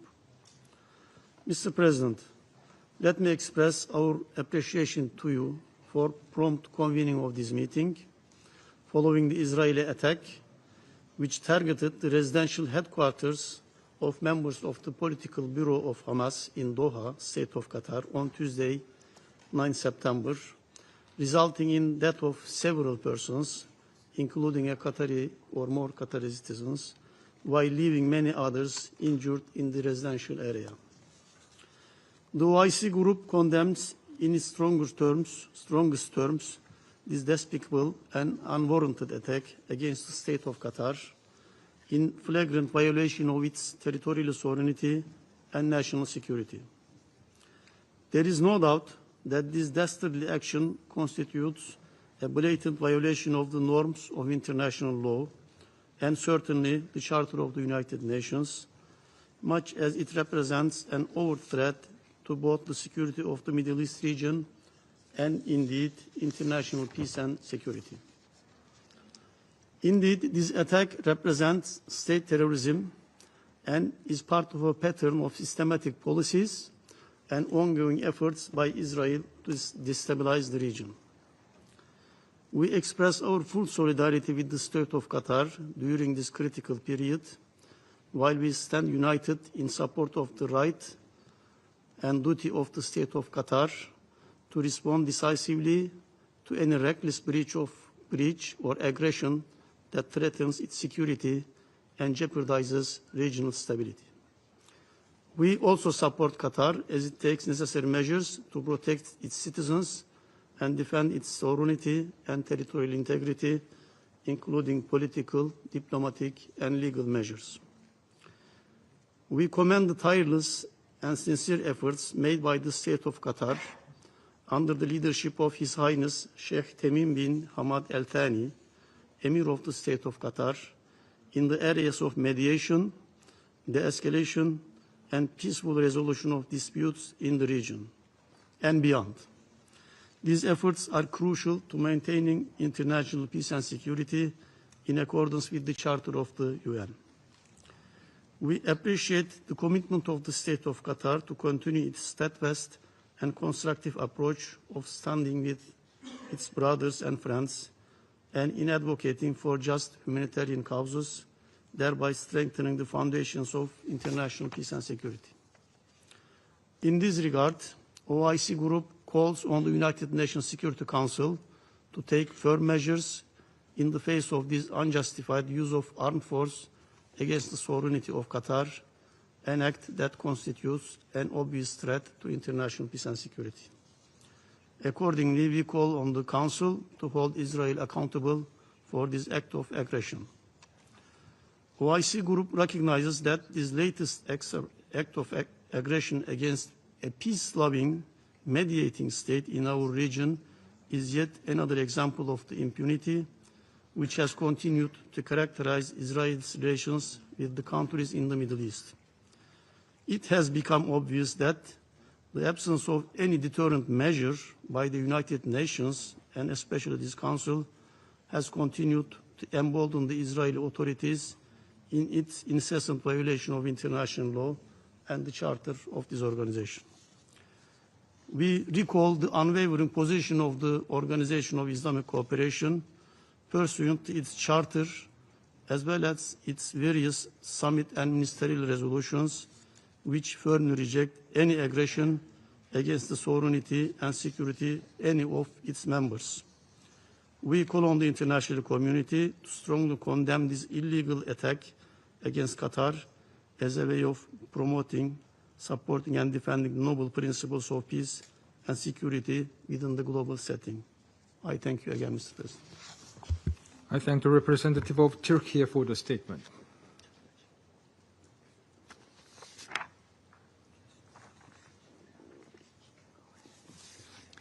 I now give the floor to the representative of Iraq.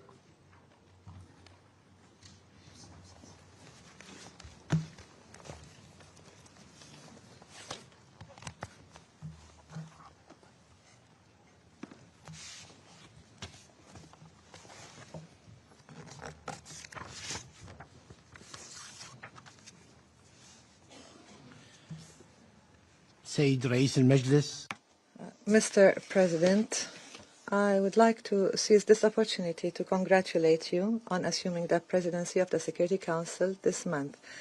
We also thank and express our gratitude to the Republic of Panama for assuming the presidency of the Security Council last month. We also express our deep appreciation for the efforts to convene this emergency session. Mr. President, the Middle East region is currently on a dangerous slope as a result of the reckless, ongoing actions of the Israeli entity. And at a time when voices are rising, demands are growing for calm and de-escalation, for intensifying diplomatic efforts, and for ending the ongoing bombardment of the occupied Gaza Strip and the series of crimes committed there. Amidst all of this, the Israeli entity is once again deliberately trying to drag the region and the world onto a dangerous path by committing a blatant attack on Tuesday, September the 9th, 2025, targeting residential buildings where a number of members of Hamas political bureau reside in the Qatari capital, Doha. This attack resulted in the death of a number of people, including a Qatari citizen, in addition to a number of injuries. The attack took place in a residential area that includes also a school and houses. We reiterate that this attack constitutes a flagrant violation of all international laws and norms. It is a serious threat to the security and safety of citizens and residents of the state of Qatar. These repeated attacks by the Israeli entity are nothing but acts of aggression against the entire region and a flagrant threat to international peace and security. As such, we call upon the international community to shoulder its legal and moral obligations in the face of these attacks. We stress the need for firm and strict international positions, especially in the Security Council. This attack represents state terrorism and comes in the context of systematic policies and continuous attempts by the Israeli entity to destabilize security and stability in the region. It requires a policy of zero tolerance for such reckless behavior, this constant tampering with the security of the region, or the targeting of the security and sovereignty of states. Mr. President, the Arab group condemns in the strongest terms the Israeli attack on the Qatari capital, Doha, and the threat to the safety and security of its citizens, as well as the violation of the safety and sovereignty and territorial integrity of the Qatari state. We support the state of Qatar within the framework of its right and duty to act decisively against any reckless violation or aggression that undermines its security and threatens the stability of the region. We support Qatar in preserving its right to respond to this blatant attack and to take all necessary political, diplomatic and legal measures to protect its people and defend its sovereignty and territorial integrity, including, as we said, political, diplomatic and legal measures. We commend the tireless and sincere efforts undertaken by the State of Qatar in the framework of mediation, de-escalation and the peaceful resolution of disputes in the region within the framework of maintenance of international peace and security in accordance with the UN Charter.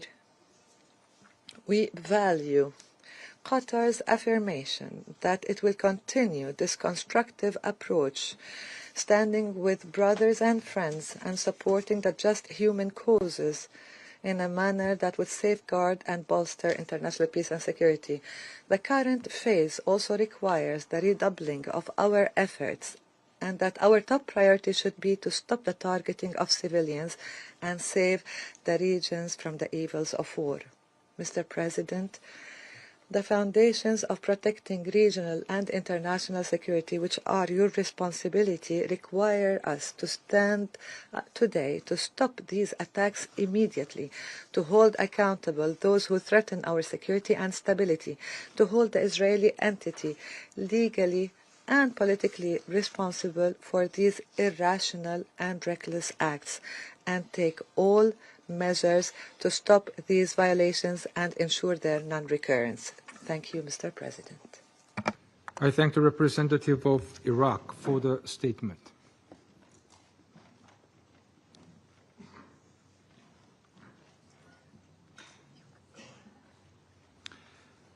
I now give the floor to the representative of Kuwait. Bismillah ar-Rahman ar-Rahim. In the name of God the Merciful, Mr. President, I have the honour of issuing this statement on behalf of the members of the Gulf Cooperation Council, namely UAE, the Kingdom of Bahrain, the Kingdom of Saudi Arabia, the Sultanate of Oman, the State of Qatar, and my country, the State of Kuwait. We congratulate you on acceding to the presidency of the Council this month.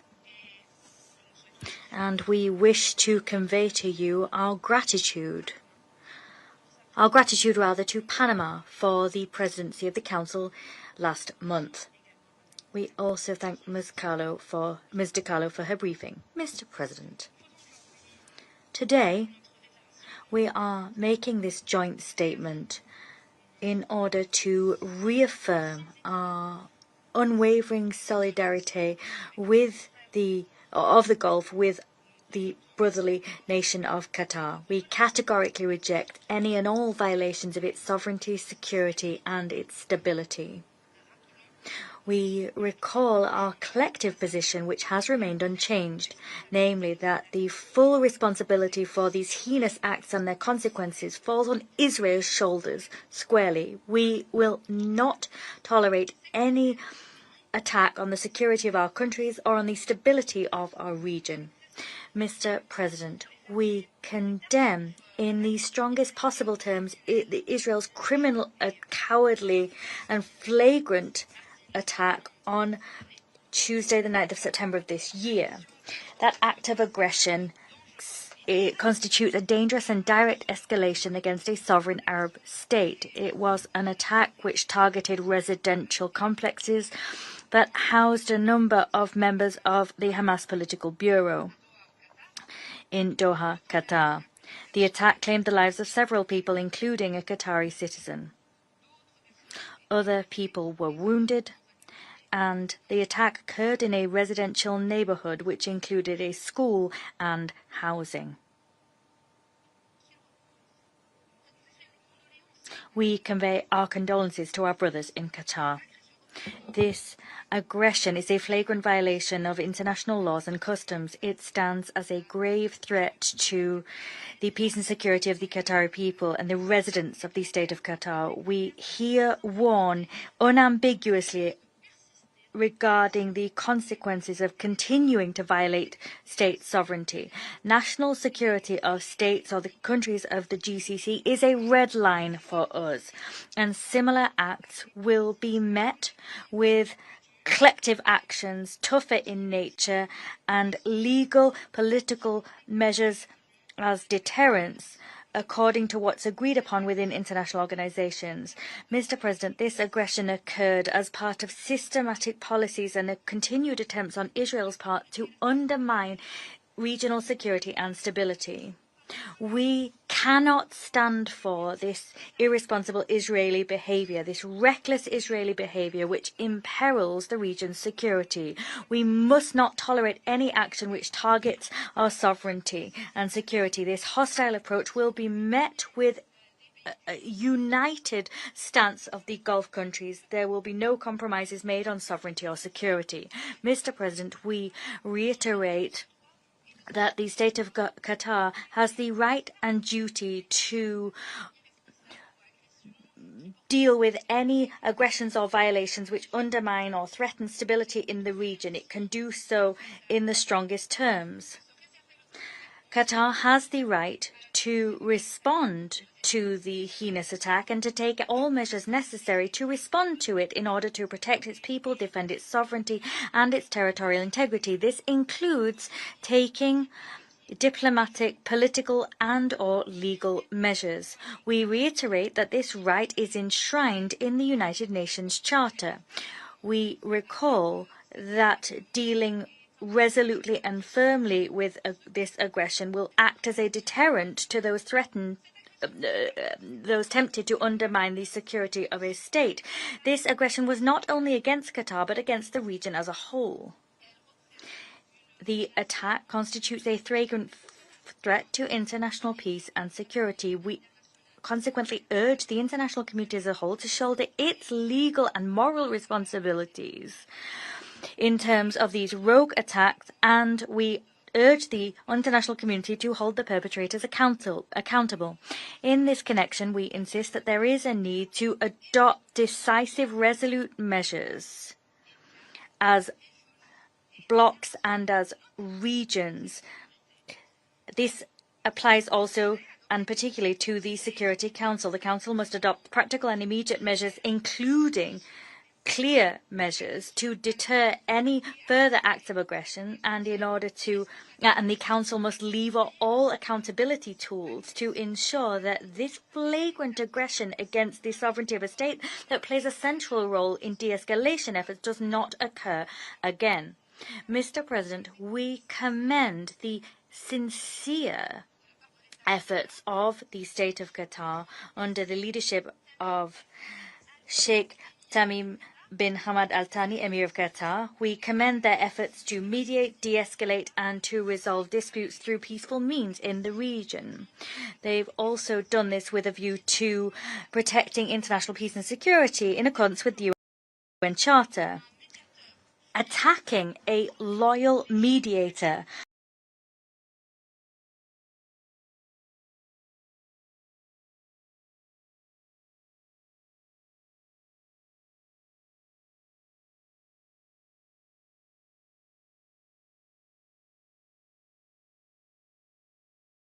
Torpedoes the chances of remain resolved to continue all national peace and security.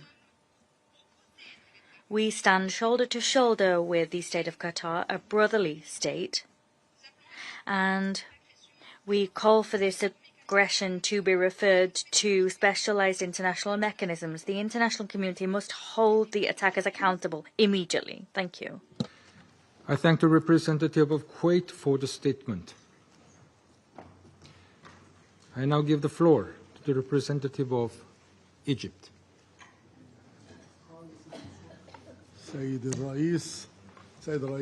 Mr. President, Your Excellency, Mr. Abdulrahman Al Thani, the Prime Minister of Qatar, Your Excellency, Mr. Ayman Al Safadi, Deputy Prime Minister and Minister of Foreign Affairs of Jordan, Mr. Anwar Gargash, Diplomatic Advisor to the President of the UAE. We gather today to discuss the aggression that was unacceptable against the state of Qatar, that was making tireless efforts alongside with Egypt and the US to achieve ceasefire in Gaza Strip and achieve security and peace for the Palestinian and Israeli peoples alike. Israel's cooperation and appreciation of these efforts was a treacherous aggression on Qatari territory under unacceptable pretexts. Mr. President, Israel committed an aggression against an Arab country that was not the first of its kind and will not be the last since the beginning of the crisis in Gaza. It committed this aggression in light of a genocide committed against the Palestinian people that we must not overlook, and in light of the displacement of the Palestinian people and the occupation of their lands that must end.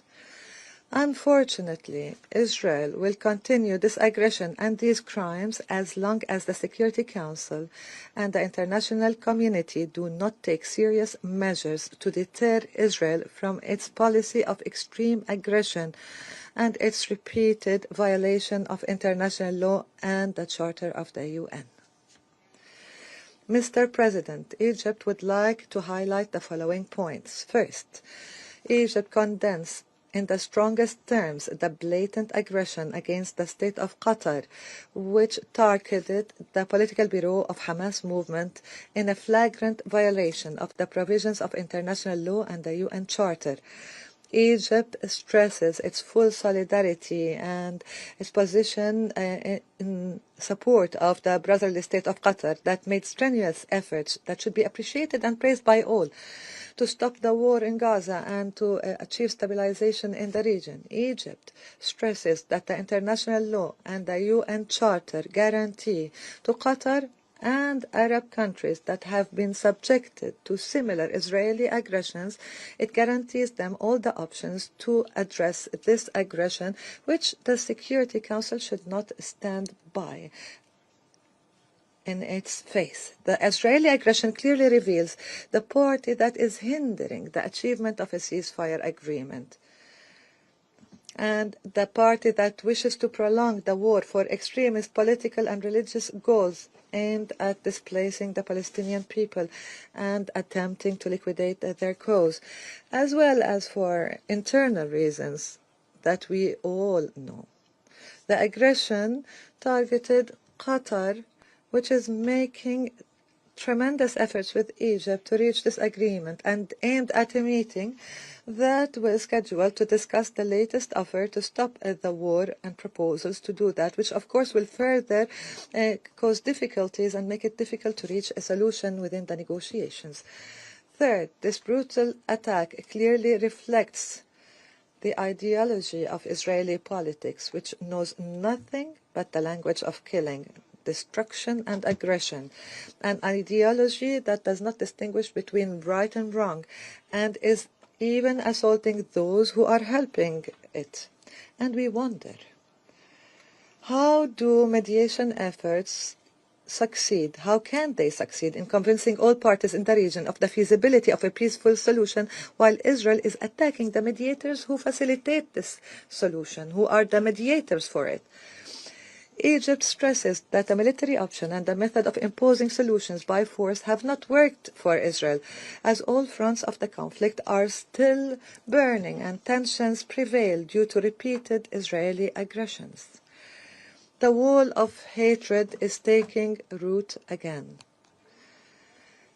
In fact, the only breakthrough in this landscape was achieved only at the beginning of the year due to mediation efforts that succeeded in achieving a ceasefire that we had hoped will be sustained had it not been for Israel's desire to prolong the aggression.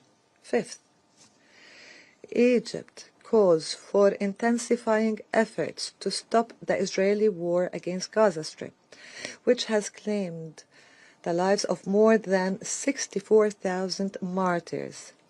We call for saving Gaza Strip from a famine that is killing its population and stop the occupation practices in the West Bank and East Jerusalem. We remind you of that humanitarian catastrophe in Palestinian territories that is exacerbated by Israel's siege and crimes. We call upon the Council to immediately adopt a resolution under Chapter 7 that stops the Israeli aggression against Gaza and supports the efforts of the mediators. We reiterate that the Middle East will not witness or know peace or stability except through a just and comprehensive solution that achieves an independent Palestinian state on the June 4, 1967 borders with its capital East Jerusalem. 6. Egypt underscores its continued adherence to peaceful solution to all crises in the region and its efforts to establish peace and end wars. Perhaps our latest endeavors has been manifested in the success of our efforts to mediate between the state of Iran and the International Atomic Energy Agency, the IAEA, and the signing of the Cairo Agreement yesterday to resume technical cooperation in an effort to achieve calm and restore trust between all parties and create an atmosphere that is conducive to regional security and stability.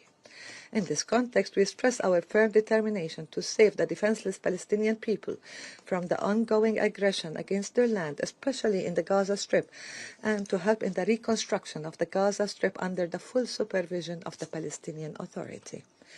In conclusion, Mr. President, we reaffirm our position to stand firmly with our brothers in the state of Qatar and to support any measures Qatar takes in defense of its national security. We call upon the Council to immediately take a decisive decision to deter Israel and stop its war against the Gaza Strip and the countries of the region, and to confront the state terrorism by Israel before Israel sends the region into a regional war that no one can afford. The time has come for the international community to have a unified position that is firm against Israel and oblige Israel to abide by the international law, renounce violence, and embrace peace as a path. Qatar is not alone, Your Excellency Sheikh Mohammed. Egypt and national security are all at stake, and thank you, Mr. President. I thank the representative of Egypt for the statement. The representative of Pakistan has asked for the floor to make a further statement. I give them the floor. Thank you, Mr. President. I am obliged to take the floor to respond to some comments. The representative of Israel perhaps did not listen attentively to all council members and other speakers in today's debate. And in our view, it is unacceptable, indeed ludicrous, for an aggressor, an occupier, a serial violator of UN Charter and international law, that is Israel, to abuse this chamber and disrespect the sanctity of this council. And this is not the first time. And by pointing fingers on others, baseless assertions, primarily aimed at masking its own illegal actions and violations of international law. President, but that's not at all surprising. It is an occupier that does not listen to anyone, that does not pay heed to any advice, even from its friends, if there are any left, that refutes, and not just refutes, it threatens members of the international community, international media, international human rights and humanitarian organizations, doesn't listen to the ICJ or the ICC, and threatens the UN and its senior officials. And it does that with impunity, shielded by its apologists who time and again acquiesce in its illegal actions and defiance of the international community. And like all occupiers, despite being the aggressor, it feigns and plays the victim. But today it is totally exposed. President, this Council has spent decades discussing the situation in the Middle East and the Palestinian question. Meeting after meeting, we devote hours to this agenda. It is not because of anyone else. It is because of Israel that refuses to vacate its illegal occupation, and that blatantly violates the resolutions of this Council. It's because of that we have these discussions. Israel also chose to refer to an unrelated incident and make misleading remarks regarding Pakistan in an effort to justify its own illegal actions and violations of international law. Pakistan's position on that incident has been clearly stated and is publicly available. The international community is well aware of Pakistan's frontline role and sacrifices in the international community's fight against terrorism. The entire world, including our partners, acknowledge that Al-Qaeda was largely decimated due to Pakistan's counterterrorism efforts. And we remain committed in this global, collective endeavor. We cannot accept insinuations from an irresponsible rogue state that is, in fact, the perpetrator of worst kind of state terrorism that we are witnessing in Gaza and, in fact, in the occupied Palestinian territories for decades. And we reject any false analogy, as has also been done by Qatar. For whatever way it interprets the statements in this Council, the occupying power must go back and read carefully the statement issued by the Security Council today. And let me read it out loud here.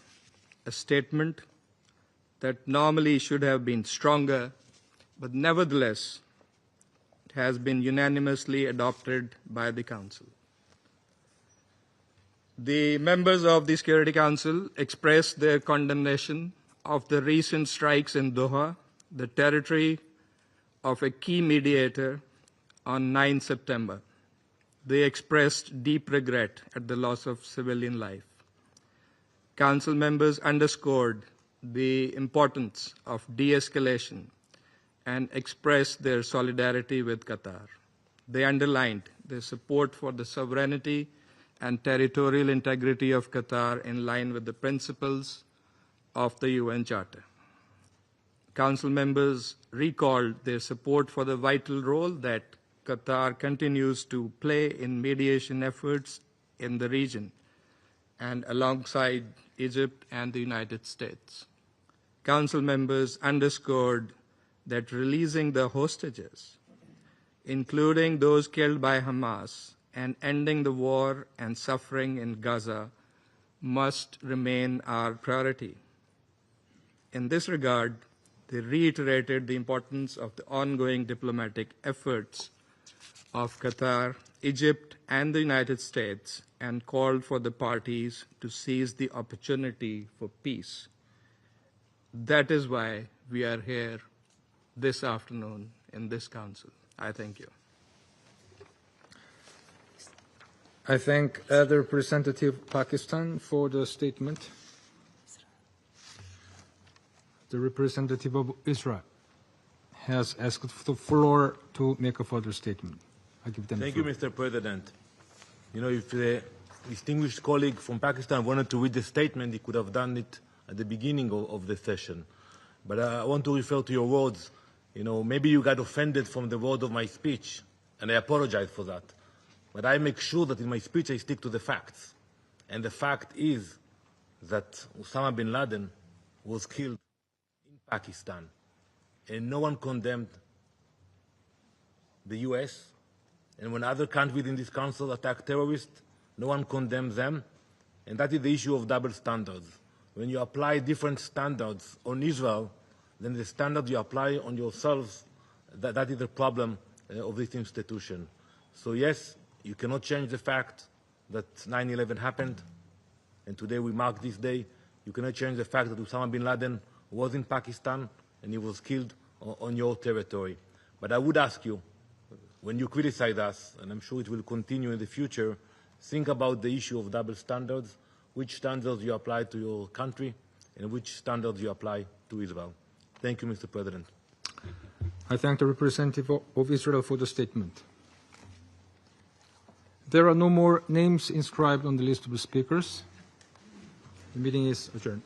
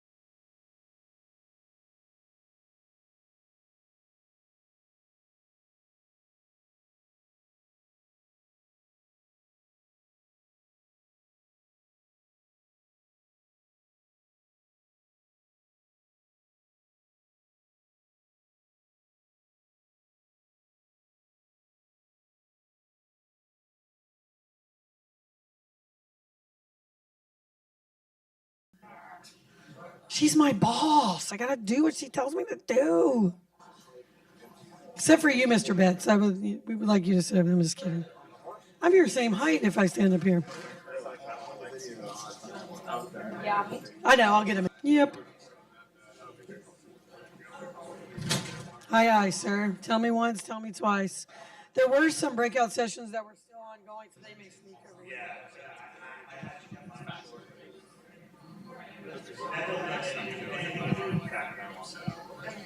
Not at all.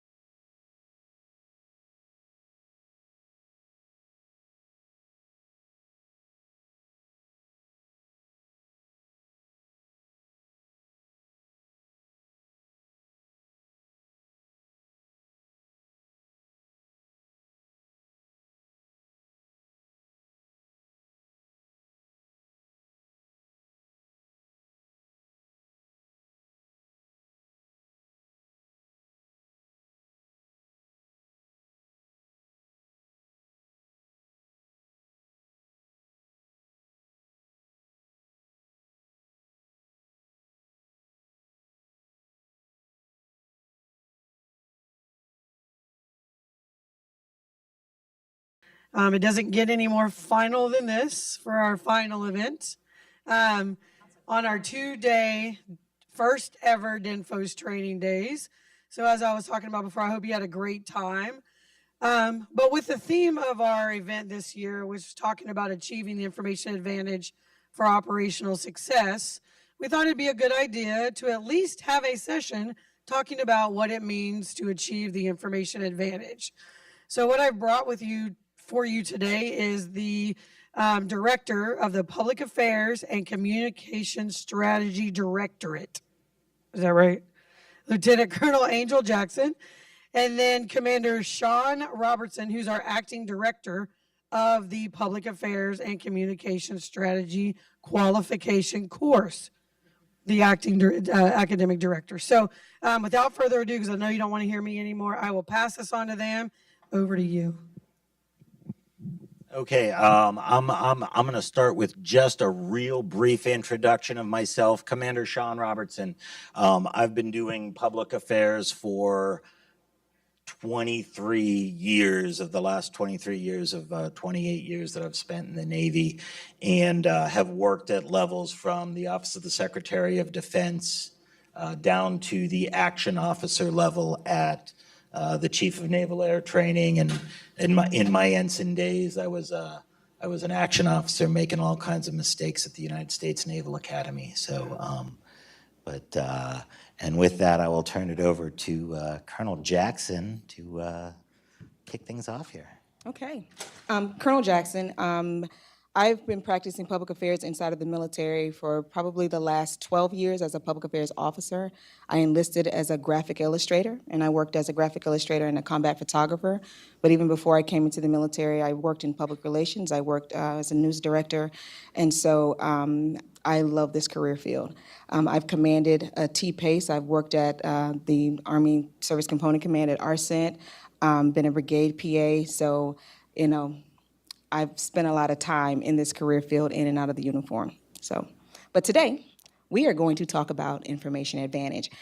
And I'm going to kick it off with a short story, and I promise you it will be short.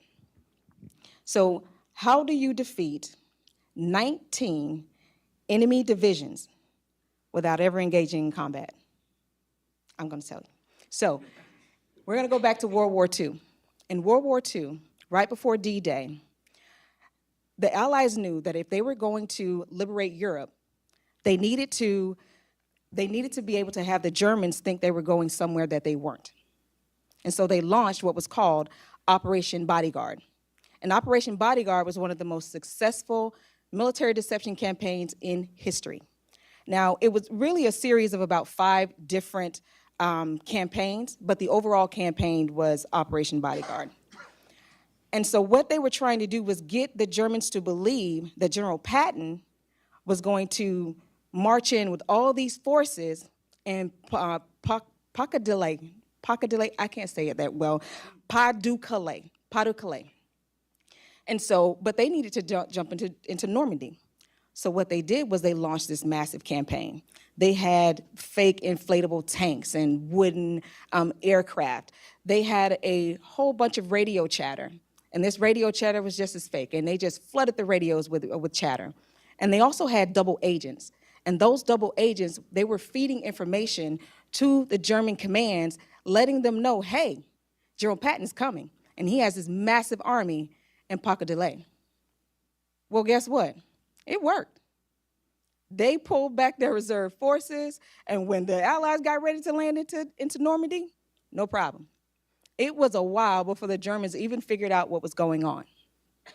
And so what lesson we learned from this is that the Allies, they were able to seize the initiative because they were able to shape the perception of the enemy. And it was information. It wasn't tanks, not planes. It was information that shaped the battlefield and gave the Allies their advantage on the battlefield, all right? So this demonstrates that information advantage, it is not something that's a support function of our military operations. It is actually a critical warfighting domain. And for us, we have to make sure that we're able to give our commanders that information they need so that they can shape the battlefield before the first bullet is ever fired. Now, how does that look today? The success of Operation Bodyguard, it depended on controlling the narrative. And today, that's what we do in public affairs. We control the narrative. We are that central nervous system for making sure that the narrative that we put forth is what we want. Our ability to give trusted information and build trust with individuals, that's how we seize and we hold on to the advantage. All right. Doctrine, why does it matter? It's quite frankly, it's a basis from which that we can lean on in order to give our bosses the tools that they need to make decisions.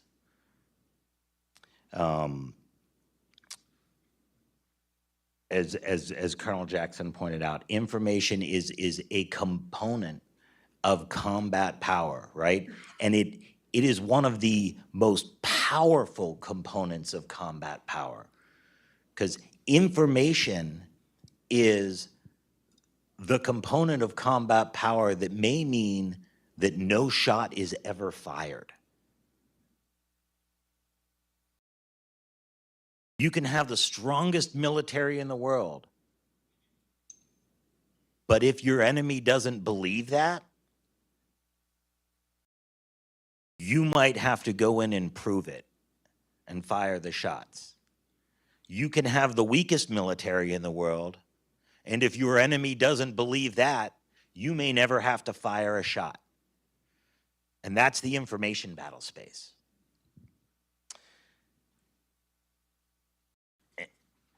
We are not extra. We are not something that you sprinkle public affairs onto whatever the operation is. We are a key part of the operation and the staff for our bosses that are making decisions.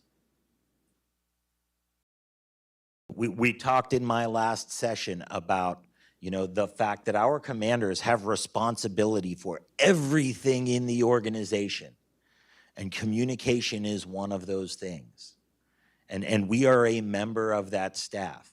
And one of the things that we have in common with every other member of the staff is that we have to open decision space. Our job is very simple, very simply boiled down to enabling the boss to fight the force. Whatever command we are at, it's the boss's mission to accomplish. It's the entire unit, but the boss is responsible for mission accomplishment. And we are responsible for making sure that the boss can make those decisions and for building her decision space. We also need to protect friendly information. We need to be part. It is not simply a public affairs function to determine what critical information is and to develop a critical information list, but public affairs is most certainly part of that function. We need to determine what friendly information needs to be protected. Operations security it's a security officer function. It's an operations officer function, and it's most certainly a public affairs officer's function. When it comes to domestic audiences, public affairs is the inform. We are the inform piece, and we inform and educate and put in context for our domestic audiences information about our military.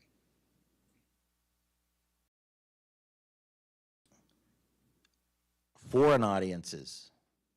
Information is absolutely key with foreign audiences. We also serve the inform function there. Public affairs is straight up. We are the boundary spanners. The education that we do there influences how they see us and what the reputation of the United States military and the Department of War is throughout the world.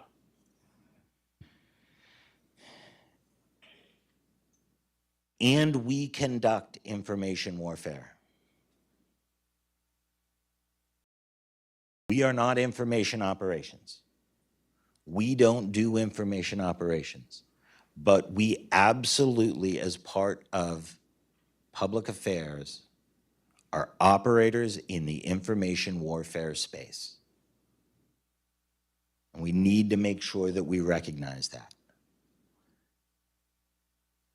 We are the informed piece of that. We are the context piece of that. But what we do and the information that we are putting out is absolutely part of the information warfare space, and we need to make sure that we're a part of that. I'm going to draw on a couple of examples, and I want to preface this by saying that I'm going back to my last operational experience, which was a couple of years ago when I was the public affairs officer for 3rd Fleet. So I am absolutely not operating in the current information space, and I definitely don't want to step on some of what they're, on anything that they're doing there now or be misconstrued in that way, shape, or form. But I learned an awful lot in that space. We deployed aircraft carriers. 3rd Fleet is responsible for getting the aircraft, whether we're deploying them to the Western Pacific, whether we're deploying them, whether we're deploying an amphibious ready group. While I was there, we deployed Macon Island, and they went through 3rd, 7th, 5th, all the way over into 6th Fleet from the West Coast. Sometimes when we deployed, we were out there, we were talking about the deployment. The ship was getting ready to set sail from San Diego, and we were saying, hey, this team is going, we are getting out there. Other times, we were saying, we were not saying a word. We would wait to talk about the fact that we had 100,000 tons of American diplomacy in Guam, in the South China Sea, in the Indian Ocean. When we choose to release that information, when the boss chooses to release that information, is very much a part of what is going on. We conduct regular tests out of the Pacific Missile Range facility. Sometimes we talk about them all day long. Sometimes we don't talk about them at all. But those decisions and the information that we're releasing are critical to shaping the information space and a part of warfare in the information. Am I still on? Okay. One of the things that I got from one of my bosses out at 3rd Fleet, Admiral Boyle, is he was consistently talking about the fact that we are never in steady state operations. We are always shaping the battlefield. And shaping the battlefield is about information, and that's about public affairs being there to put the story in context and to put the information in context and shape the narrative that our bosses are trying to shape. Okay, so we talked a little bit about doctrine. We've given you some examples from history and some a little bit more current to today. But we can't stop there, because in order for us to achieve true information advantage, we have to understand those challenges that are emerging right now, challenges that are going to shape what we do in the future. Like, how do we operate tomorrow? And so we're going to go through a couple of those emerging challenges. Speed. So information is global. We all know when information is put out, it can be around the world in seconds.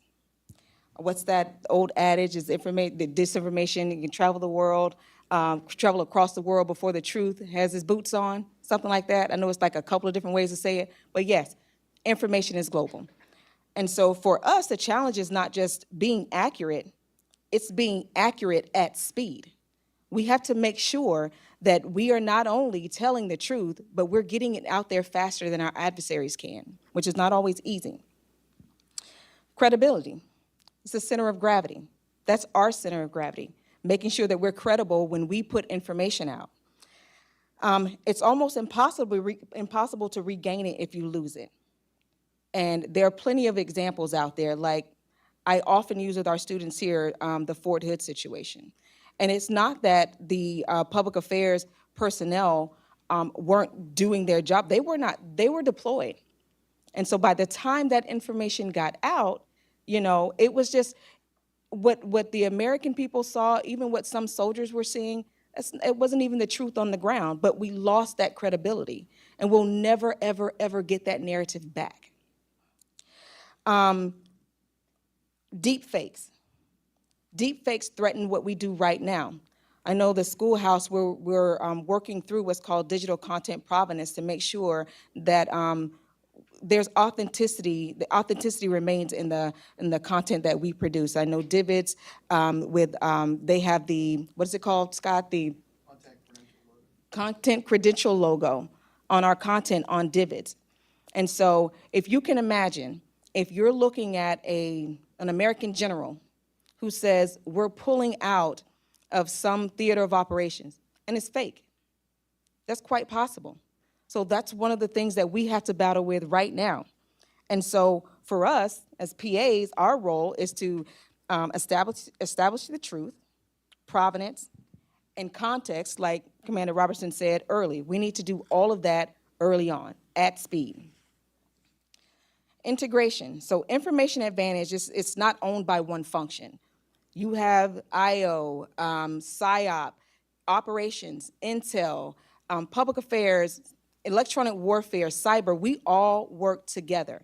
That is something that we all own. We can't do it by ourselves, and neither can any of them.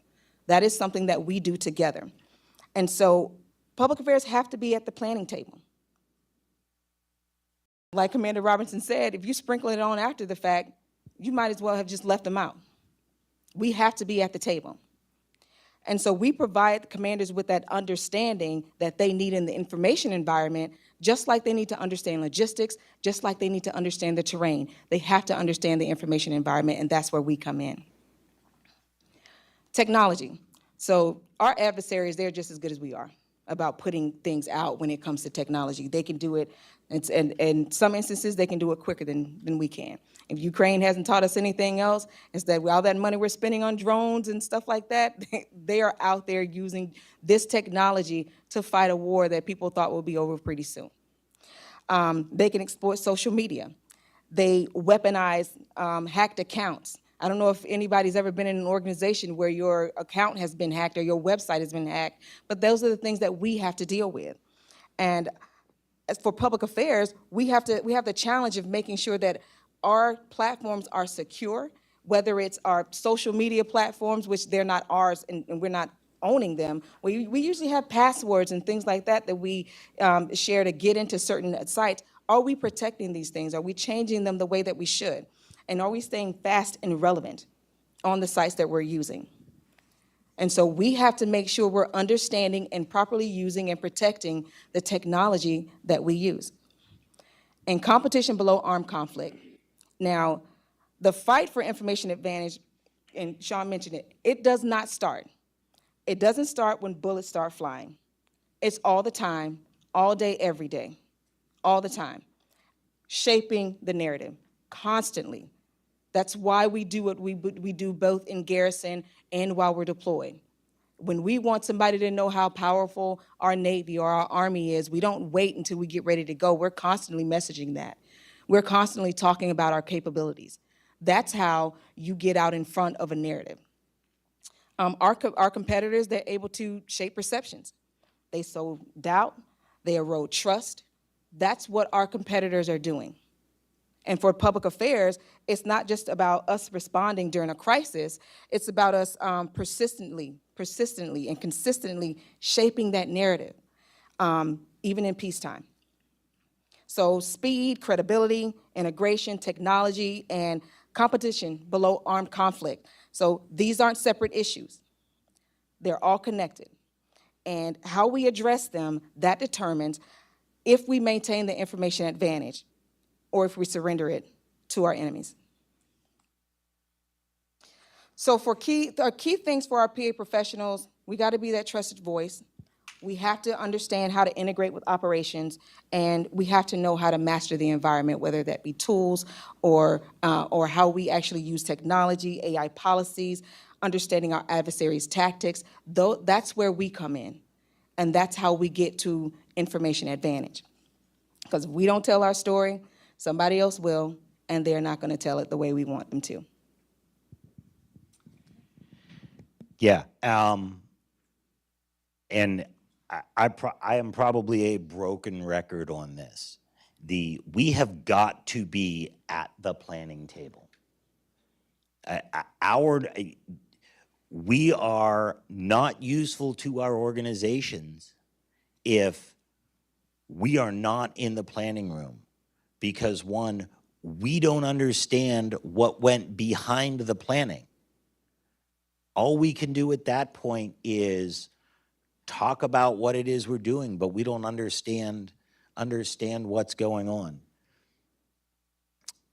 You know, one of the pieces that we talk about with all our students, and I probably use it 10 times in an iteration, is, you know, it's not about the planning, it's not about the plan, excuse me, it's about the planning. It's about knowing the plan, because how many plans survive first contact? 0. Right? But if you understand the plan,